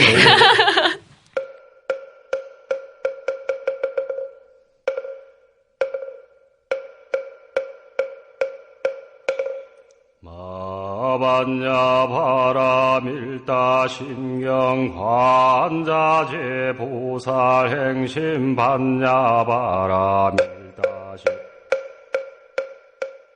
지난 시간에 그 1회 녹음한 걸 올리고 나서 많은 반응들이 있었는데요. 대부분의 이야기들이 짧게 이야기해도 되는 거를 길게 이야기를 한다. 그리고 은어를 많이 쓴다. 그런 지적들이 좀 많으셨습니다. 앞으로는 짧게 이야기해도 되는 거는 짧게 이야기를 하고 제 분량을 의식해서 말을 길게 하지 않도록 하겠습니다. 참여합니다. 이런 거예요? 너무 분위기가 무거워서 감당할 수가 없네요. 아니 진지하게 얘기했는데 누구를 아니, 배경음악 그겁니까? 아까 배경음악은 반야신경. 반야신경? 마하바냐. 그럼 우리 봉 선생님, 봉도사님 한번 그러게요. 예. 참회 시간. 참여합니다. 아, 갑자기 이런 거 꼭 나는 공산당이 싫어요. 왜 자비하라고. 그러니까요. 할 거 없으면 안 해도 돼. 지난 시간 너무 미숙했고요. 좀 부끄러워요. 제가 또 강의를 하기도 하는데, 다시. 뭐, 할 거 없으면 하지 마. 또 우리 프로의 억지로 하시는, 감정 노동하시는 거예요? 아니에요. 감정노동이 아니라 좀 정리를 좀 하고 했었어야 하는데 형님이 미리 해서 좀 저거를. 명신이부터 해. 네, 저요? 진행을 놓쳤습니다. 이거 제 진행자임을 망각하고 그게 아니라 망각한 게 아니라 제가 왜 조금씩 텀을 두냐면은 제가 이게 집중을 안 해서 그런 게 아니라 제가 다음 순서로 딱 넘어가 버리면 이제 말을 하려고 하셨는데 이제 더 말을 하기가 어색해지는 그런 분위기가 올 수가 있어요. 그래서 잠깐 제가 이렇게 눈치 살피는 사이에 다음 얘기를 하신 거거든요. 예, 그러니까 너무 그렇게 몰아세우지 마세요. 그리고 또 참여합니다. 진행자가 진행을 하시는데 제가 0.5초만 기다렸어도 진행을 하려고 하시는데 그 0.5초를 못 기다리고 제가 말을 자르면서 면박을 줬습니다. 네. 그리고 몸무게가 저보다 덜 나가는데도 돼지라고 놀렸습니다. 네, 여러분들이 오해하실 것 같은데요. 그렇게 막 굉장히 댄디한 스타일이세요. 참여합니다. 그리고 사실 저는 댄디한 돼지. 저는 사실 이런 게 굉장히 뭐 다들 처음이지만 특히 남들 앞에서 이렇게 말하는 기회가 정말 많지 않아서 사실 되게 낯설고 어색하고 부끄러움도 많이 타고 이러고 있는데요. 일단은 이 방송은 그 주인공이신 분들이 있기 때문에 예, 저는 최대한 그분들 보조를 좀 맞추는데 조금 더 잘 이렇게 떠받들여질 수 있게 그분들이 예, 그런데 조금 더 좀 주의를 기울이도록 하겠습니다. 열심히 하겠습니다. 저도 참여할 게 있었는데요. 참여하는 거는 목소리 좀 깔고 해야 하나? 커밍맹이 있어서 좀 하지 말라는. 근데 하나도 그렇게 안 들어요. 그래요? 네, 저는. 그거는 참여한다고 고쳐지는 게 아니잖아요. 그런가요? 그것도 있고 그 다음에 이제 두 번째 참여하는 거는 저는 좀 이 많은 수험생들에게 이 도움을 주고자 하는 거긴 하지만 이렇게 많은 반응이 좋을지 몰랐어요. 그래서 좀 준비도 좀 많이 하고 그래서 여러분에게 더 많은 도움을 주었어야 하는데 조금밖에 주지 못한 거. 그리고 저번 시간에 정말 아까 얘기한 것처럼 우리 별로 쓸데없는 얘기 정말 40분 넘게 떠들었던 거 그런 것들이 있고 그 다음에 이번 시간에도 항상 왜 이렇게 말을 버벅거리는지 잘 모르겠습니다. 저 이거 고치겠습니다. 그래가지고 열심히 더 준비해서 다음 시간에는 더욱더 이 잘하는 모습을 보여드리고 싶습니다. 이현우 노무사님 그리고 제가 이 참여의 또 이 숨은 의도 이현우 노무사님 좀 조금만 괴롭히겠습니다. 네, 이 말이 마지막 하고 싶었습니다. 이 자리를 마련한 것도 이현우 노무사님 고등학교 선배님이신데 제가 선배님 받들어야 하는데 한국적인 이 조직 구조에서 죄송합니다. 형님 잘못했습니다. 진심으로 참여하기를. 아니 근데 이거 제가 좀 태클 걸게요. 너의 죄를 사하노라. 우리 이거 처음에 기획할 때 제가 그거 분명히 여쭤봤거든요. 뭐 제가 직접 그러진 않지만 왜 저랑 이렇게 얘기할 기회가 형님이 용서하기 전에 네. 벌써 주님께서 용서했어요. 이런 거 다 이렇게 넘어가기로 하셨기 때문에 제 생각에는 그렇게 해야 더 들으시는 분이 더 재밌지 않을까. 그러니까 이 참여도 들으시는 분들의 네. 제가 이제 처음 19기 합격하고 노성공 노무사 만났을 때, 네. 물어보니까 이제 고등학교 후배라고 그러더라고요. 네. 그래서 이제 제가 맨 처음 물어본 게 그거였어요. 제가 이제 군대를 가려고 대학교 1학년 마치고 이제 2학년 1학기 마치고 이제 군대를 가려고 하면서 고향 내려가서 과외를 하다가 밤이 늦었어요. 네. 그거를 밝히시려고요? 집을 이렇게 안 돼, 편집. 집을 이렇게 걸어가고 있었는데 그때 이제 중간에 이제 학교가 하나 있었거든요. 네. 그러니까 과외하던 데서 집까지가 걸어가면 한 15분, 20분 걸리는데 그 10분 거리 있는 데서. 형님, 이거 얘기하시면 이제 전국 방송 타는데. 근데 이제 한 대여섯 명 이렇게 모여 있더라고요. 모여 있는데 순간 느낌이 오잖아요. 느낌이 딱 오잖아요. 진짜요? 그래서 이거 싫어해요. 그래서 앞만 보고 갔어요. 딱 앞만 보고 가다가 찜찜하잖아요. 그래서 살짝 봤는데 뭘 꼬라봐 이러면서 이제 눈이 마주쳐가지고 들어가서 그 학교 운동장으로 끌려가서 5명한테 집단 다구리를 당했어요. 열심히 이제 두들겨 맞고 가지고 있던 그 15,000원인가를 다 뺏기고 이제 언제 들으세요? 제가 이제 순간 제가 느낀 게 두 가지였죠. 내가 맷집이 참 좋구나. 그리고 이제 하나는 도대체 언제까지 맞아야 되나 이제 이런 생각을 했다가 어쨌든 두들겨 맞고 돈 뺏기고 나가면서 이제 그러더라고요. 너 우리가 누군지 알아? 그래서 제가 어떻게 알아요? 그랬더니 너 이무기라고 알아? 그랬더니 안다고. 그랬더니 네가 이무기를 어떻게 알아? 그 고등학교 서클이잖아요. 그 당시에 이제 뭐 자전거 훔치고 뭐 애들 돈 뺏고 하던 불량 서클 고등학교 하나씩 있잖아요. 그러니까 요즘 노스페이스 네. 빨간 잠바들 빨간 잠바들. 근데 이제 그렇게 이제 얘기를 했죠. 그랬더니 네가 그 이무기를 어떻게 알아? 고등학교 서클이잖아요. 너 XX 고등학교 나왔어? 예. 뭐 언제 졸업했는데? 그래서 제가 39회 졸업생입니다. 그랬더니 얘네들이 갑자기 뒤로 한 발 죄송합니다 이러면서 이제 뛰는 거. 그렇죠. 저희 고등학교 이래요. 그래가지고 이제 그 자리에서 이제 하염없이 그러다 이제 경찰이 왔더라고요. 와서 이제 여기서 무슨 비명 소리가 나고 뭐 했는데 어떻게 됐냐 해서 제가 끝까지 이제 후배들 아끼는 마음에서 밝히지 않았죠.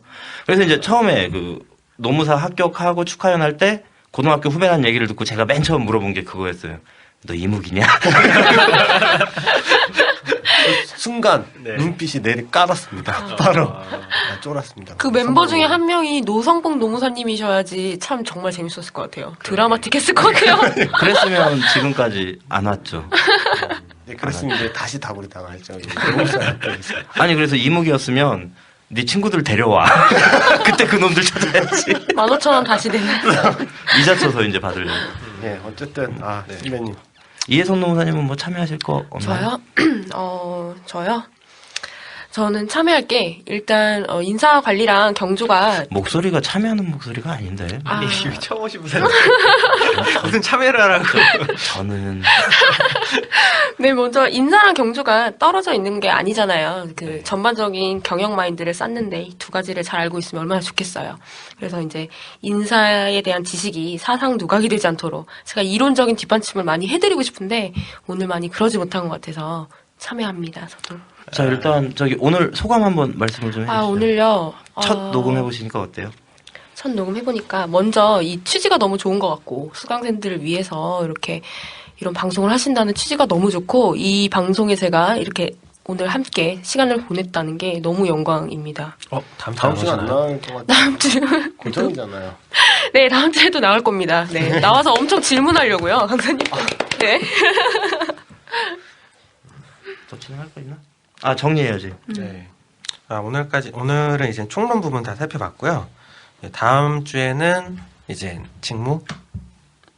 네, 직무부터 그 교과서 순서대로 그 네. 박병기 교수님 순서대로 저희는 나가겠습니다. 직무는 보시기 전에 좀 책 한번 보시고요. 그러면 조금 더 도움이 되지 않을까 싶습니다. 아니, 혹시 경조하시는 분 계시면 직무 들어가니까 동기부여 좀 보고 오셨으면 좋겠어요. 동기부여 이론 좀요. 자, 경조 선택하신 분들 찍으셨죠? 아, 이게 경조 깔때기가 강력한데. 바로 꽂습니다, 저도.